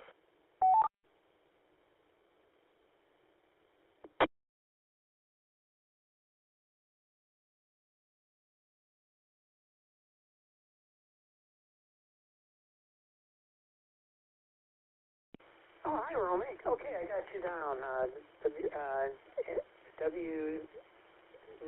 N9WWR. I got you. So you're in and out. That's fine. We won't call on you, but if you've got any comments, just say break. I got really cool comments to make. Anyone else want to check in before we get started?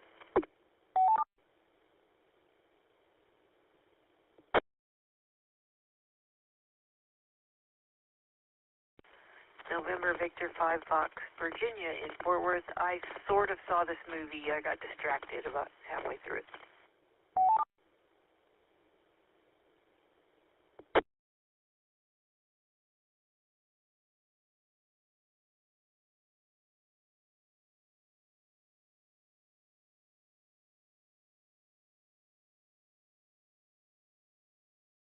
Okay, we got another one. We got ND5F. That would be Virginia and Fort Worth. Yes, she saw the film, kind of, sort of, but lost interest. I can't imagine why. It was such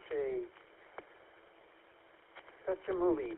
Okay, we're going to go ahead and start at the top. That would be with the first bill, bill number 1, W5BLT. Bill, you're in the rare position of being the very first to go ahead and say what they think about this film. So what do you think about this film, plot-wise, from KE5ICX? Well, you're honorable, Tom. I have to tell you, this ranks right up there for me with The Christmas Without Santa, Frozen, Frosty the Snowman, Santa Claus is Coming to Town, all those great classic movies that we love. And I think personally, I think it's safe for the kids of all ages, and I think little kids will love it, especially if they love Frozen. Now, keep in mind, I do suffer from snow blindness, so I'll tell you kind of my thoughts on the plot. I can't really describe the scenery. Probably a lot of ice and snow and stuff, but I think that, of course, if you're a nurturer as a parent, you may want to check this movie out first before showing it to the little kiddos, but it's really a great plot. Here's this meteor, it's traveling through space, minding its own business, and it gets sucked into the Earth's gravitational pull, and ends up hitting this town, getting split in two, which, from the meteor's perspective, wasn't much fun. The meteor tries to bring some holiday cheer to the town, not fear, cheer to the town, and give it some cold weather at Christmas time, because who doesn't love snow and ice and wind chills 150 or absolute zero, 150 below zero, and so who doesn't love that, especially at Christmas? And so the meteor tried to help out the townspeople.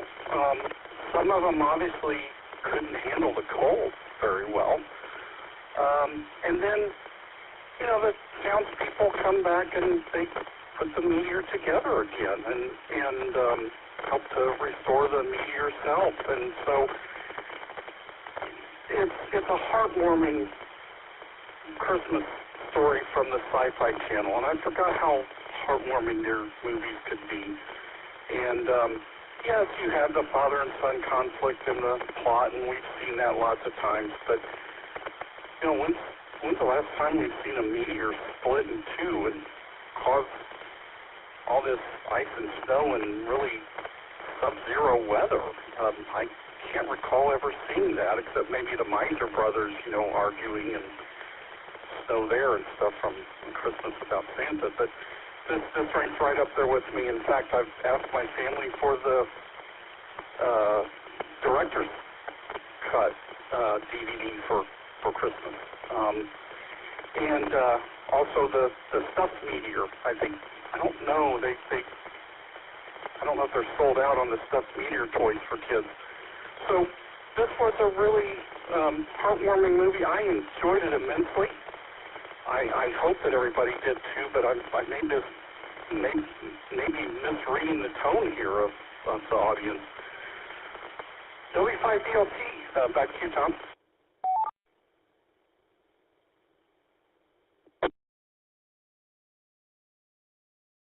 Well, thank you, Bill, and thank you for breaking the ice.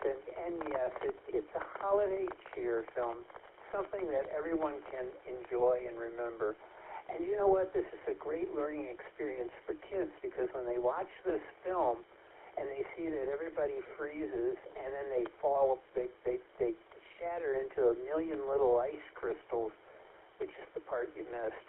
That happened. They'll know never to leave their mittens at school or at home, because this could happen to you. All right, next up is the other bill, N5BB. This should be interesting. Bill, what did you think about this highly scientific plot from KE5ICX?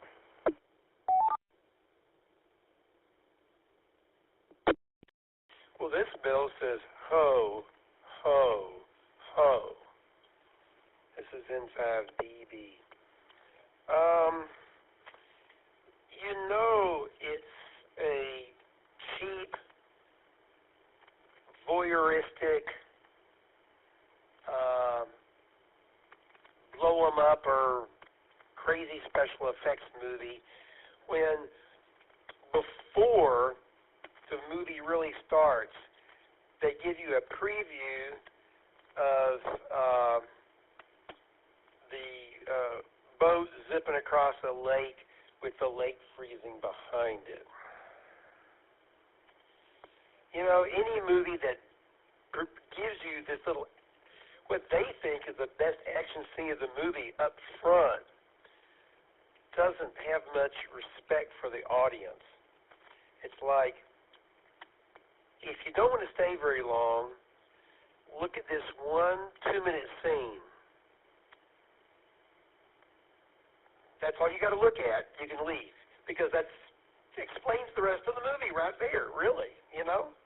Just look at that first, what it was it 2 minutes or whatever it was at the start? You also know that something is crazy in the writing when the name of that boat on the lake, did you notice the name of the boat? Pure Joy. So, there we go. They're riding the Pure Joy across the lake. What can possibly go wrong? As far as plot, I've seen this plot, things like this plot idea multiple times in different places and different aspects. One of them, of course, was Kurt Vonnegut Jr., when he wrote about, Ice 9, if I remember correctly. Supposedly, which I'm sure must have been the thing that the writers were thinking about, because Ice 9 was supposedly some variant of ice that if you expose it to water, it would freeze all the water it came in contact with. So that one drop of ice, not one crystal of Ice 9, would freeze all the world's oceans or something. That's what this looked like it was leading to. And there's also, do you remember You timed out Repeater. Uh-oh, this is Inside BB. Am I there, Tom?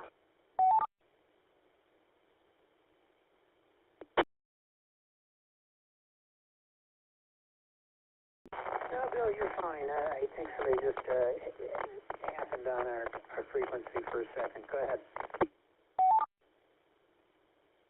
Okay, they didn't identify themselves, so it may not have been a ham. Anyway, the other movie was a Twilight Zone or Outer Limits movie. I can't remember which one. I think it was maybe it was Twilight Zone the movie, where you have the airplane pilots with the commercial aircraft, and the world is disappearing behind them, and they're trying to rapidly beat the spinning of the Earth as that one day was disappearing. They were in the last day of the existence of the Earth or something. The reason I thought about that was behind them, everything was going bad. Same thing in this movie. In the distance, it's all coming toward them. As they're zipping down the road or across the lake, it's coming after them. So all this was done just for effect. There's no basis in science or anything else. It was just to make it exciting. Ho, ho, ho. So I did not like the premise at all. Even worse was the premise that this comet or asteroid or whatever split into two pieces, and one of them was cold, the other one was hot, and supposedly the cold one started I'm going to quote here, subatomic chain reaction, unquote. That's right. It wasn't a regular chain reaction. It's normally from, nuclear, the nucleus splitting, which is it was a subatomic chain reaction, whatever that is. And the pseudoscientist there didn't explain any further. I don't know why she thought of this. She was a astrophysicist in the grad school. What does she know about subatomic chain reactions? Anyway, another thing I hated about the plot, when they somehow came across the hot, I don't know how in that huge forest, they discovered the little tiny hole where the hot meteorite had fallen. You'll notice it was still hot. You'll notice it was so shallow he could reach down and grab it with his hand, and the hole was only like, I don't know, a foot, 18 inches in diameter, and it looked like it had been carefully bored out. None of that was anyway realistic concerning any kind of falling meteorite. Just no sense at all. And was everything around that hot one burning up in flames or melting? No. Even though the cold one was going crazy. What were the huge crystals coming out from under the Earth? They just had some way of doing that with special effects and thought it was cool.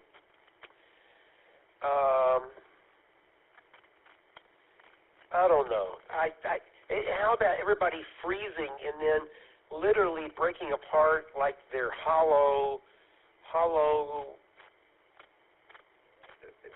don't know. It doesn't make any sense at all. If something was a solid creature, a person, and it froze solid, it wouldn't shatter like that. No way. The thing shattered like they were hollow, like nothing was inside of them. So I was not convinced, okay? I was not impressed. I was not convinced. and the plot was so-so, even discounting the science. It's the regular plot. Oh no, the world's going to end unless we stop it. Let's go find it. Oh no, the young kids that are in love with each other go out and into the snow and get lost. Oh no, the helicopters that's going to rescue them explodes or hits something or freezes. Oh no, the young girl, what does she do when she's out there? She screams and yells and goes hysterical. You knew that this was going to happen. You could just see her and all the concern that her mom had for her. You knew she was going to scream and yell and just go crazy. I don't know. Why do they create such movies? That's what I want to know. And I hope whoever approved funding this thing, I don't know what drugs they were taking, but they must have been pretty strong. G5ICX and 5BB, that's all I got. What about the plot?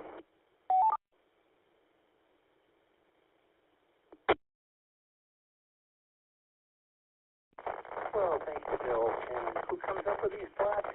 People at Sci-Fi Channel that can't get a job anywhere else. That's who. So think about that for a few minutes. You too could write bad scripts for television movies made on sci-fi. Okay, next up is Sean, TV9SOK. Sean, you admitted you saw the film. What did you think about the plot?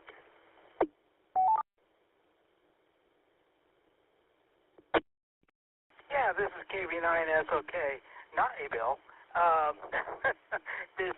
Well, the Bills did a very interesting coverage of it. And the writers all sit around and go, okay, what disasters have not been done yet? You know, we've had, obviously, tsunamis, we've had hurricanes, we've had fires, we've had tornadoes, we've had sharknadoes. We've kind of done it all. So let's just make something up. It's already covered. It's completely ridiculous. This asteroid gets split in two, and something the size of a football on one half could literally freeze hundreds of acres and thousands of acres, and then the other half was so hot that it caused the forest to rapidly grow, even though it's on the size of a football. And the hot piece, you can pick up with a simple glove and a mylar blanket. So, yeah, but yet it was hot enough to melt all the ice. And if you magically put them together, it instantly undoes everything in just 5 seconds. Wow, that's pretty impressive science there. On top of that, yes, this movie had all the typical tropes. You know, we had the father and son, not too much of a struggle, but of course we had the forbidden daughter that you're not allowed to date. We had the estranged parents that, more or less seemed to come together at the end. We had all the typical tropes in this one. The worst part of it, I don't mind the tropes if they're done well. And, if it was just a better story overall, you wouldn't mind it. But it was just, this concept was so ridiculous that it just was kind of hard to believe and to really get into. Yet it wasn't weird or strange enough to fall into the category of like Sharknado, to where it's almost amusing to watch because it's just so stupid. This one was dumb, but it was just science dumb. So it just was kind of hard to watch. Just, thanks Sci-Fi Channel. I would say in the last several years, their movies have slowly gone downhill. I'm guessing just because they're running out of ideas. So yeah, I don't have a whole lot to say about this. The Bills have covered it quite well. So back to that, KB9SOK.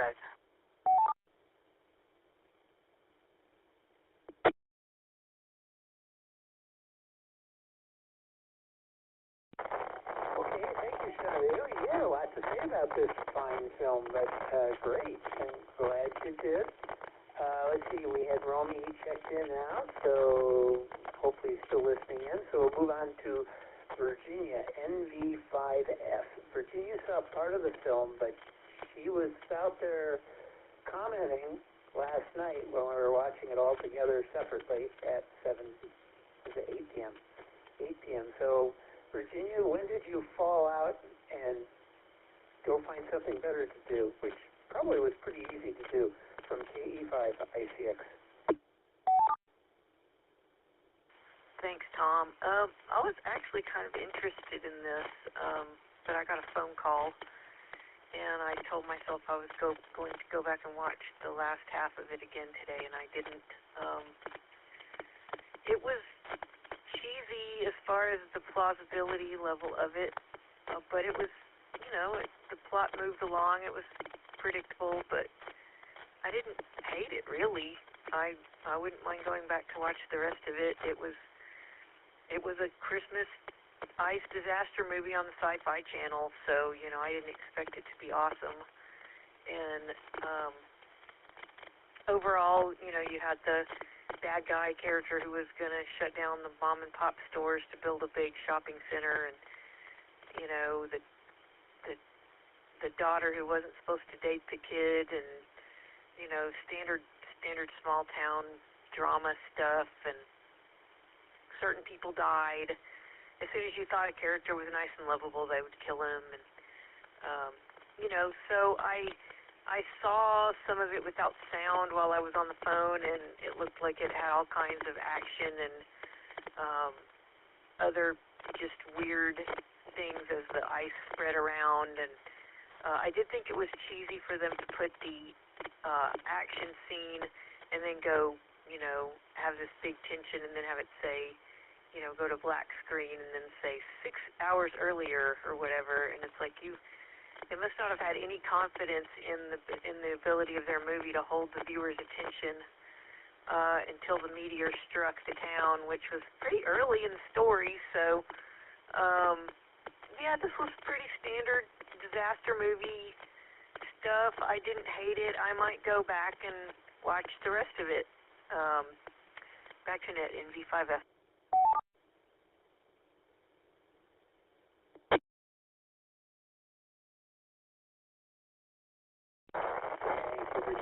Yeah, well, you hit all the main points, and you got to see how it's resolved.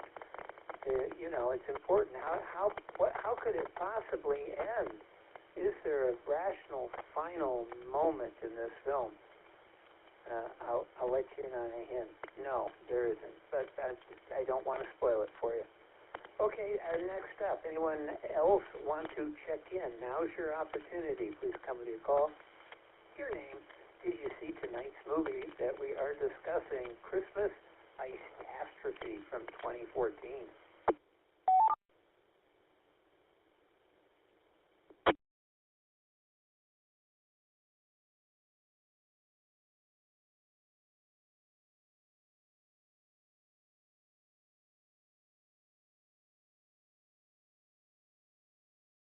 Okay, no one came to my rescue, so I guess it's my turn to talk about this film.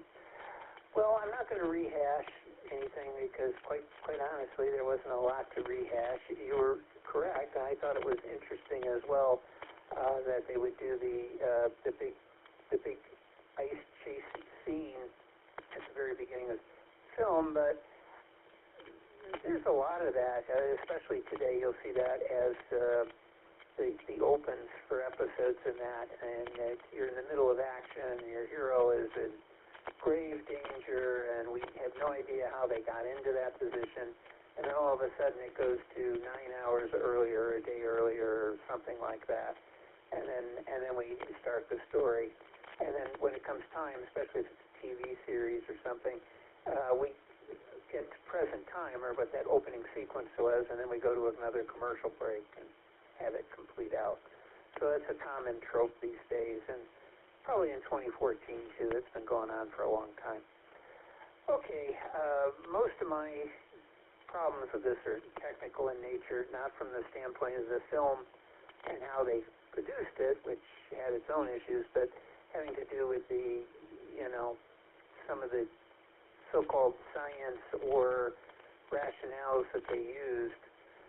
My biggest problem was the how cold does it actually get?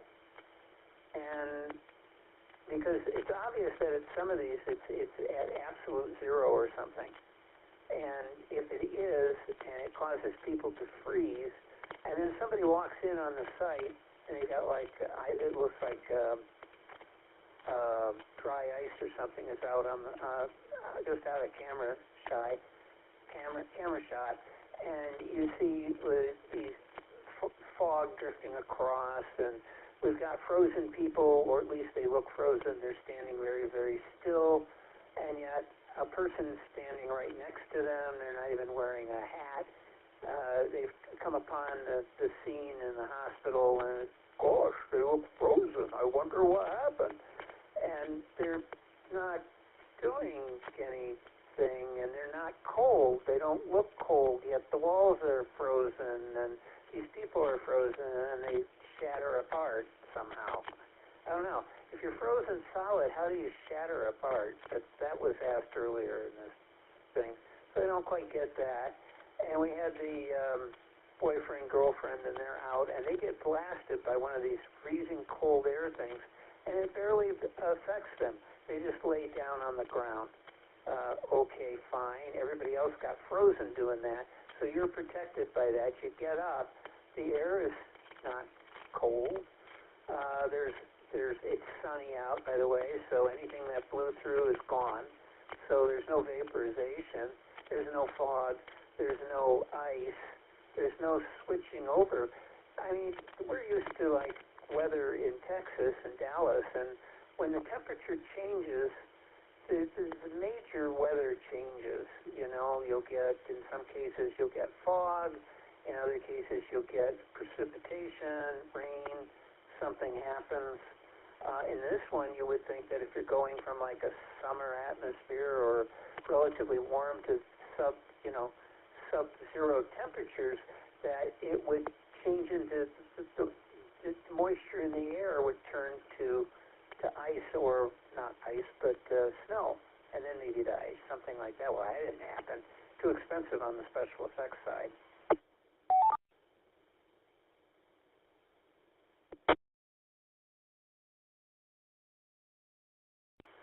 So you got that, and then I don't know. It just was odd to me. As far as the story and pacing, it was okay. One thing that I found was a benefit is we didn't have to go through a lot of background on these people at the beginning. Every disaster film has you having to slog through the first hour of the story, finding out about these people's lives that we don't care about in the first place. They're always boring. They're always doing stupid things. Remember Earthquake and the guy who was the motorcycle daredevil who thought he was, Evel Knievel. There's always somebody like that. There's somebody flying an airplane. In this case, it was a helicopter. It's going to crash, and the big crystal thing grows so quickly that the helicopter can't get out of the way. What was that? As Bill would say, what is that about? And I wondered, too, what was that about? And what did it grow from? Was there a lot of water there? Did the rocks expand? How did that happen? But it looked cool, I guess, and that's all that matters. I don't know. And then, I don't know, the arguments and fighting and all that. The guy with the mall, he's going to build a mall in a town that has 12 people in it, of which 11 are going to die. Who cares? Oh, and by the way, everybody noticed the radio that while the person was frozen solid and then crystallized and broke into a million pieces, the radio was fine. So we know it wasn't a Wuxon or a Wolfgang. Whatever radio, it might have been a Motorola, I suppose. Motorola probably would have stood up under that. But it didn't look like a Motorola. That's what they should have used. I thought I just mentioned that as well. What else was there? I think there was something that almost sounded like Morse code in there, but I don't think it was. It was something, a message from somewhere, I forget.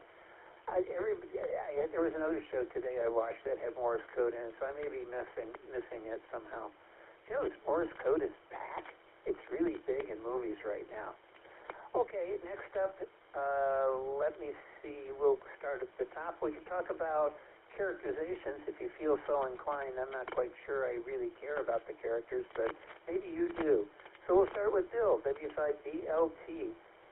Bill, tell us who your favorite character was, and then which one would like to have seen killed off first. That's a good starter. Bill, W5BLT from KE5, ICX. Well, thank you, Tom. Again, because of my snow blindness, I missed some of this. So appreciate everybody filling in some of the details. Again, I think the radio was designed to military standards, and some of the other equipment in this movie was not, as I stated last night. And the reason that young couple could get up after that ice blast and stuff is because love warms the heart. And I think that is the moral, really, to this movie. The meteor, of course, was my favorite character. I felt sorry for it, kind of like the whale in Hitchhiker's Guide to the Galaxy, where it's going through the air and just smashes into the planet. I really felt bad for the meteor having to go through, and townspeople didn't understand it was trying to bring some nice weather for Christmas. Of course, you had, I think it was Charlie in the sun, patching things up, and like I said, that's okay. Everybody, I think, for the script they had, really did a wonderful job trying to make this a good Christmas movie. I mean, they really went all out. I don't think there was any bad acting that I could tell, at least from the audio of the movie. I think everybody did their parts really well. I like to thank you to Bill for filling in the boat name for me. I really like that. So I appreciate that, because there's those things I miss, and going through with AI didn't give me that. So that was good. Yeah, I know it was silly, but it still made me laugh. The other thing I'll just say, as an aside, if you're ever into old-time radio shows, there was a show called X-1, and they had a episode called A Pail of Air, and it's where the Earth got pulled away from the sun, and people had to go outside and get a pail of air and then thaw it in their little nest that they made with blankets and stuff to try to keep breathing air and things like that. It was a different episode, and I remember the blizzard of '78, and I was listening to old-time radio shows on the radio, and that came on, and it was very appropriate for the blizzard. The other Twilight Zone episode, and I don't know if the other Bill's seen that, it was really one of my favorites, is the Midnight Sun. That's a pretty good episode, too. So anyway, that's, who did I want to see get wiped out? Oh, I don't know, that'd be a hard one. Maybe the guy that wanted to build the mall in the town of 12 people. That was kind of strange, to want to build this big mall there.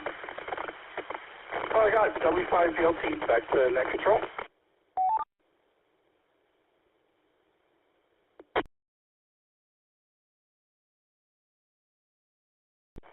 All right, thank you, Bill. And by the way, Bill, I'm happy to hear you liked X-1. One of my favorite old-time radio programs.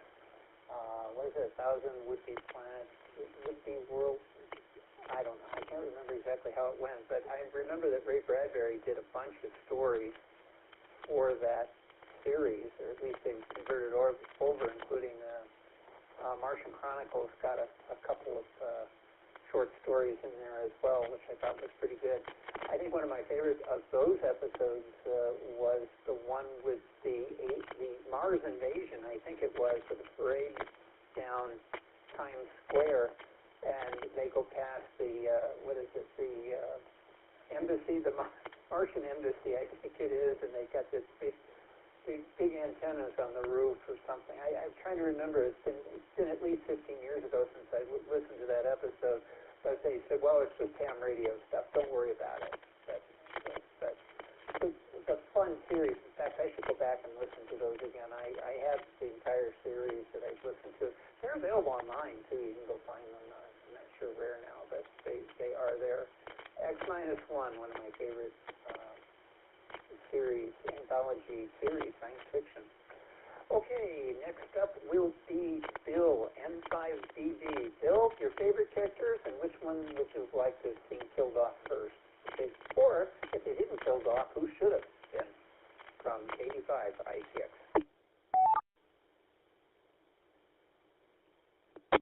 Oh, this is N5BB. You're asking different questions, Tom. The first time, for the other Bill, you asked him which character did you like the best? At least I think you asked that. Your favorite character. And mine was going to be Alex Novak, the astrophysicist graduate student. But they poisoned it for me when in her mouth they had her say that the cause of this was probably a subatomic chain reaction with the yin and the yang being separated, the hot and the cold being separated, and they need to be brought back together. So that poisoned it for me, and I just, none other characters that I saw were that sympathetic, really. I mean, you had the two moms that were feuding, and all they cared about was their kid, and they were, all they would do on the radio is ask about their kid. Have you seen my kid? Have you seen my kid? Stop what you're doing and go look for my kid. Which, of course, they're parents, but still, it didn't make them that sympathetic. And I guess the helicopter pilots, they were sympathetic, but you know, we now know they should have gone the other way, but they didn't know that all this stuff was going to overwhelm their helicopters and freeze them out.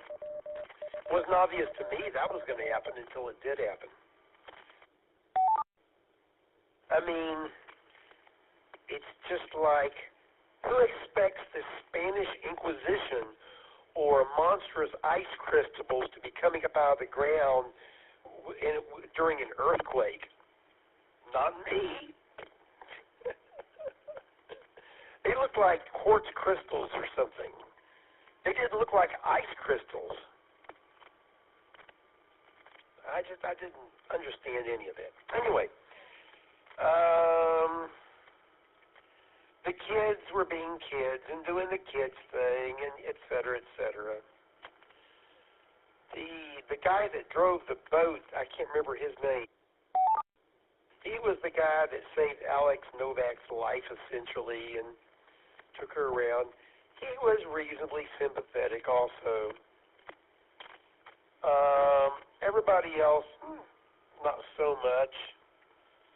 They were just townspeople or possibly evil developers. Even the developer guy said, "Oh, I closed the door and kept everybody out from the room."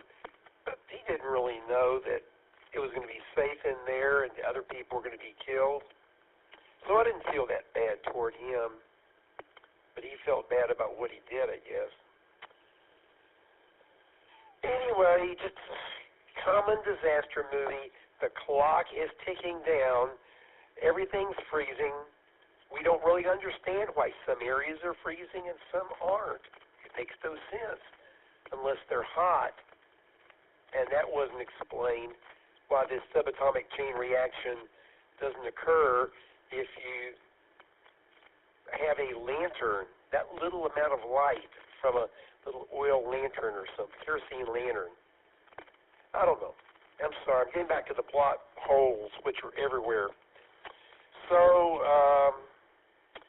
I don't know. Not enough characterization thing to worry about, Tom.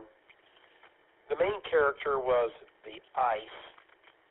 The Iceman cometh. That's all I got. N5BB.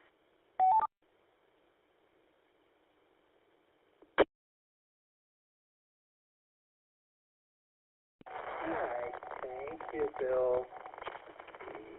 Next is Sean, 89 okay. Sean, make sure I do this right, because Bill wanted to tell me who his favorite character was until she no longer was. That was Alex, the scientist personage. But who is your favorite character, and who is the character you think deserved to be wiped out and killed early in the movie, if they weren't already?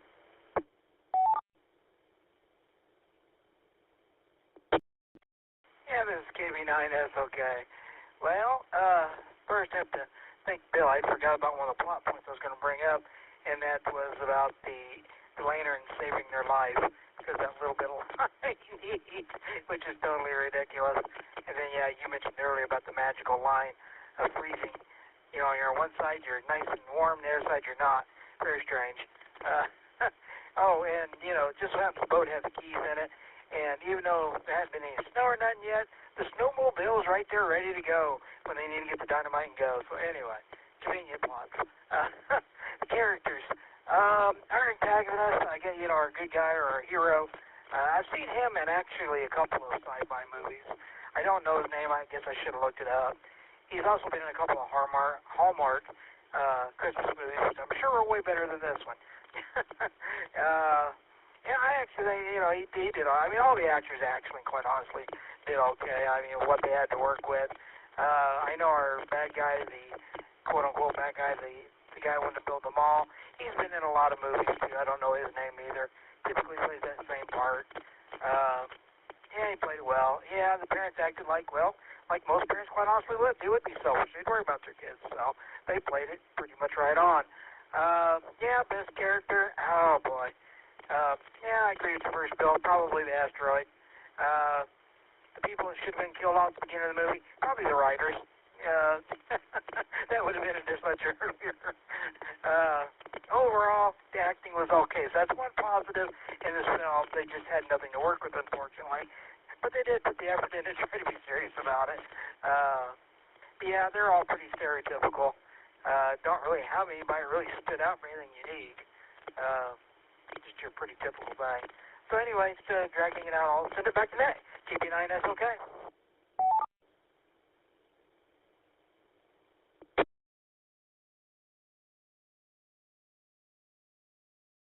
Alright, thank you, Sean. Next up, Virginia, NV5F. Same question to you, your favorite character and the one you would like to have seen killed off earlier. If they weren't killed off, who should have been? That too, from KE5 ICX.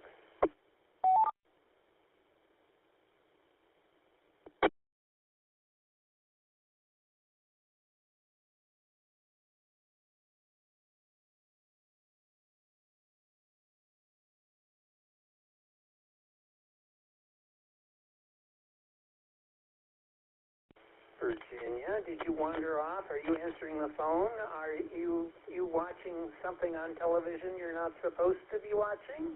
Hmm?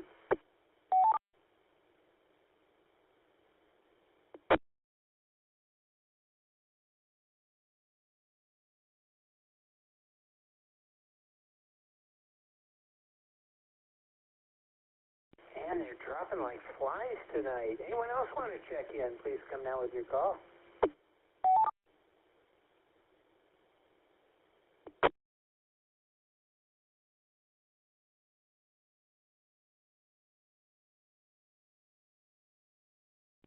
Okay, I don't hear anyone, but I'm not going to talk about the characters because, quite honestly, I don't remember them, and they don't actually give any descriptions of anybody here on the wiki. But here's something I found interesting in case you hadn't noticed, and you probably did, but it's worth mentioning. We have one character named Marley Scrooge, like Jacob Marley and Ebenezer Scrooge. Perhaps? It is a Christmas Icetastrophe. Then we have a character named Crystal Scrooge. That's interesting, right? And then, I don't know, we've got Ratchet in there. Could that be, it's got Stay Ratchet in it, wasn't Faye Dunaway, didn't she play Nurse Ratched in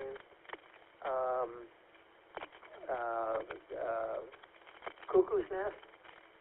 I think so. I think we know where these names are coming from. I don't see any others that show up. There's a Corporal Lampert, but I don't know if that means anything or not. Anyway, you got that. So, my favorite character, yeah, I'll go with Bill since I can't remember anybody else's name. She did mention that a meteorite is on the ground, a meteor is still in the air and heading towards you to kill you, but the meteorite on the ground would freeze you to death. So she was very helpful in that way. So she got that one right, even though her boyfriend, friend, personage thing didn't know that. So there you have it, right? What else? I can't think of it. I guess that's it. Now, somebody's going to correct me on Nurse Ratched. I think it may not have been Faye Dunaway. I can't remember who it was. But at any rate, that's what comes to mind. Okay, well, let's see. We've done that. We've done that.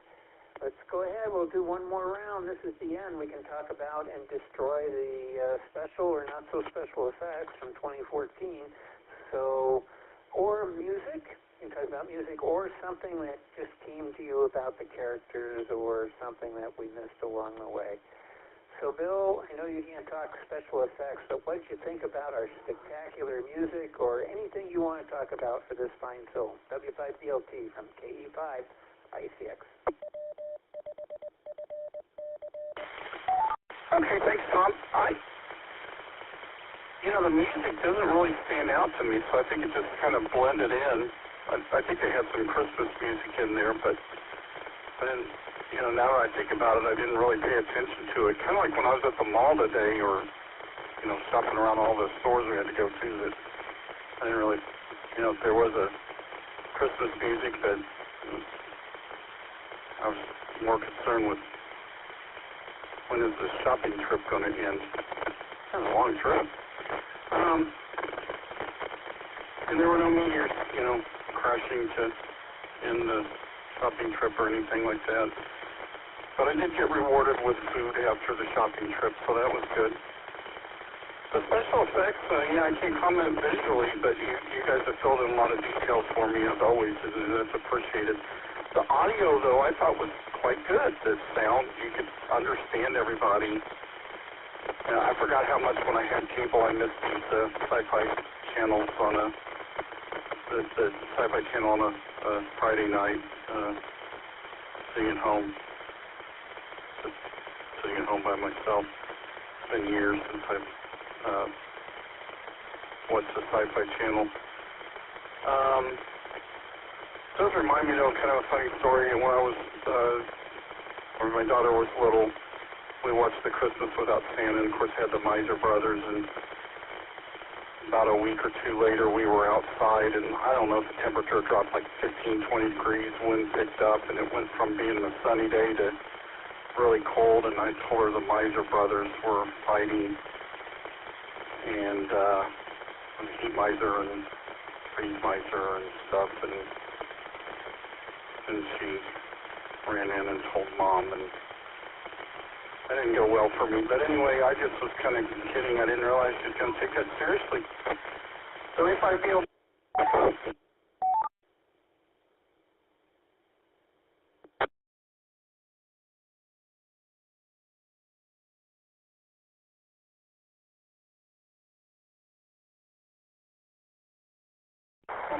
Thank you, Bill. I think you're done. You cut out just for a second. I think you gave your call, so I think you're done. So next up would be Bill, N5BB. Bill, your final comments or special effects, whatever you like to talk about, go right ahead. Well, this is N5BB.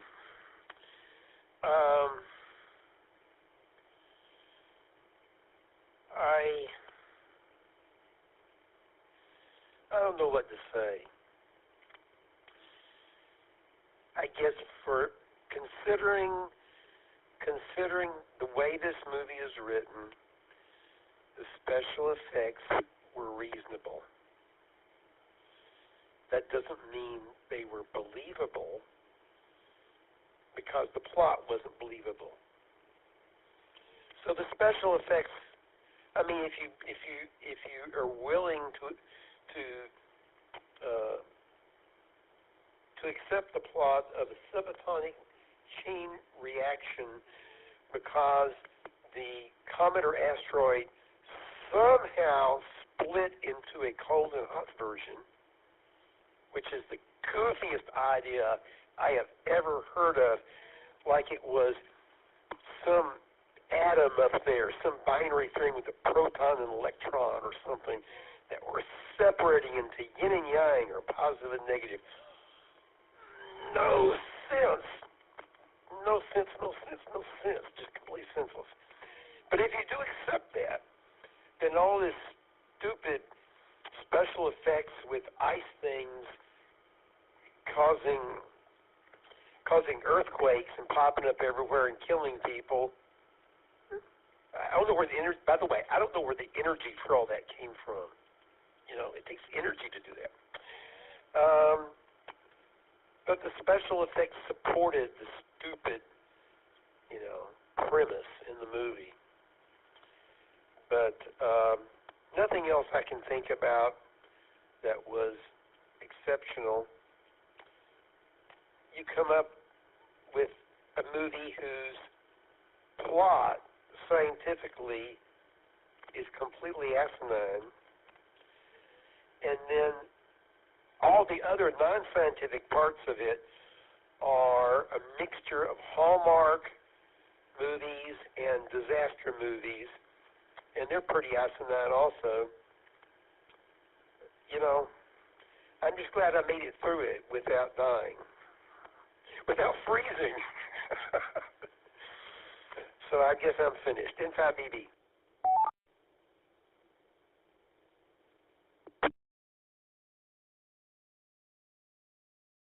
Oh, Bill, when you start using the word stupid more than once in a sentence, I know you have run out of any comments you could make about this fine film.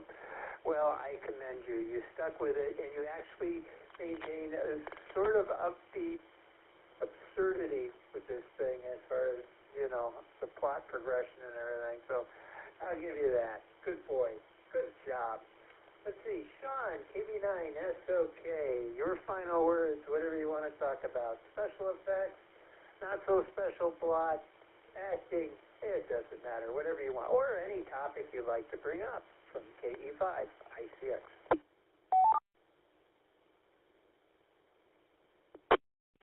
Yeah, this is KB9, SOK. Well, as already mentioned, the audio was okay. The music was, fit the type of thing. There was some Christmas music. It was, that part was okay. The special effects, well, this was, I think you said 2014. That would fit. To be honest, you could tell that the stuff wasn't really freezing. But at the time, I guess it's, for a TV or made-for-TV kind of show, I guess it was okay.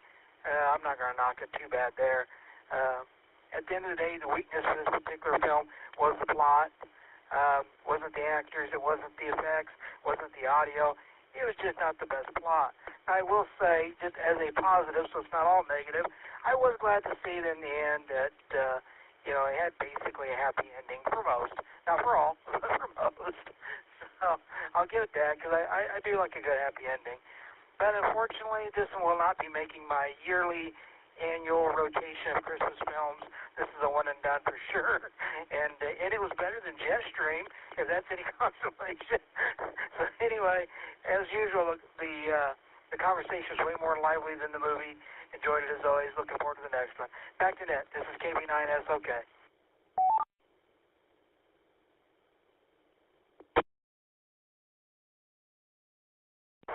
Thank you, Sean. Thank you always for your comments. They're always appreciated. Next is Virginia ND5F. If you're still out there, you may have disappeared. You may have come back.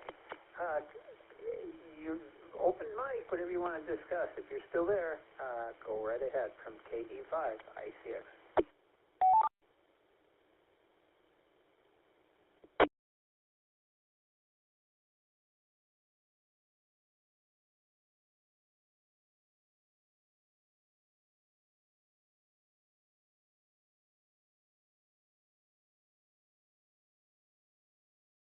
Okay, no one. Anyone else want to check in? Please come now.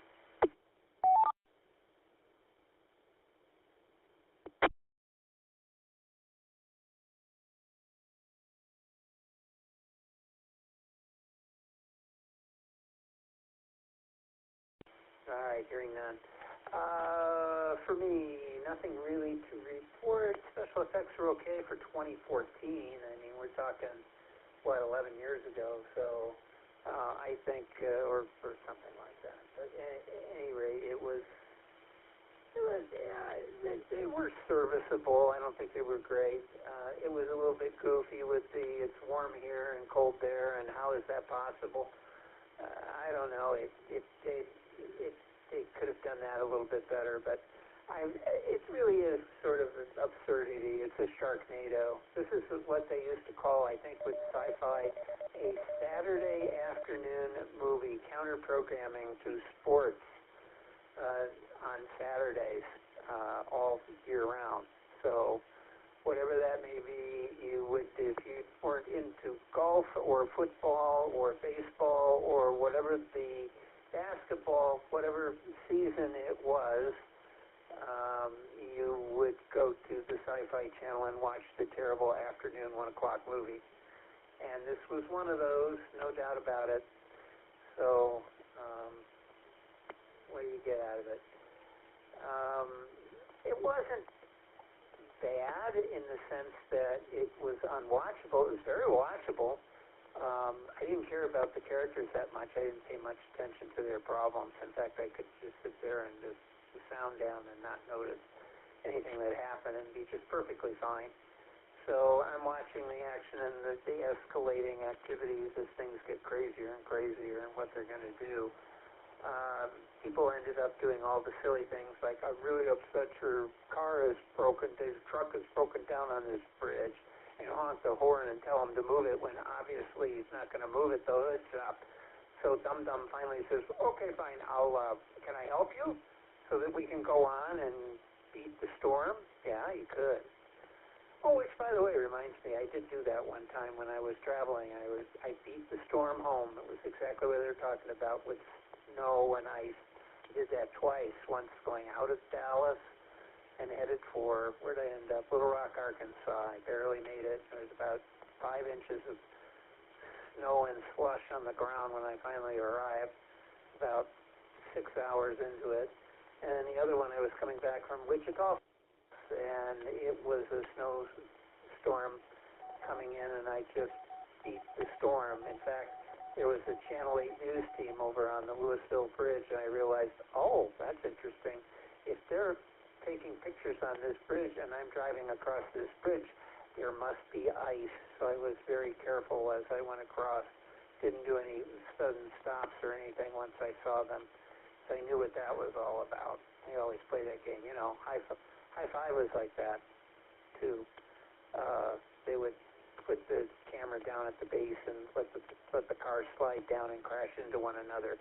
Great news story. So I guess music was okay, sound was good enough that you could understand them. I agree with you. Bill, it was nice to be able to understand them. That's always good for movies.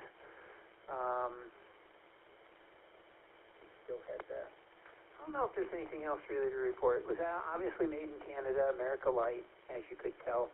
Plus, there's a giveaway on the helicopters. They had a C prefix on them, which meant Canada. G for Great Britain. So there you have it. N for the United States, in case you didn't know. Okay, we have time. Does anybody have any final comments? They can go ahead and...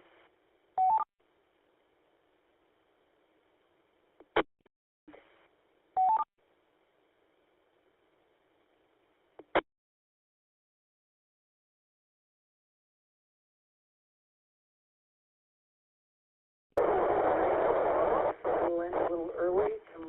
Next week's movie will be, let me find it here, it's in the list. Here we go. You ready? Write this down. I will also send this out by email. I think this is the right one. I'm going to double check it, but Scrooge from 1951 will be our next movie. It's available on YouTube.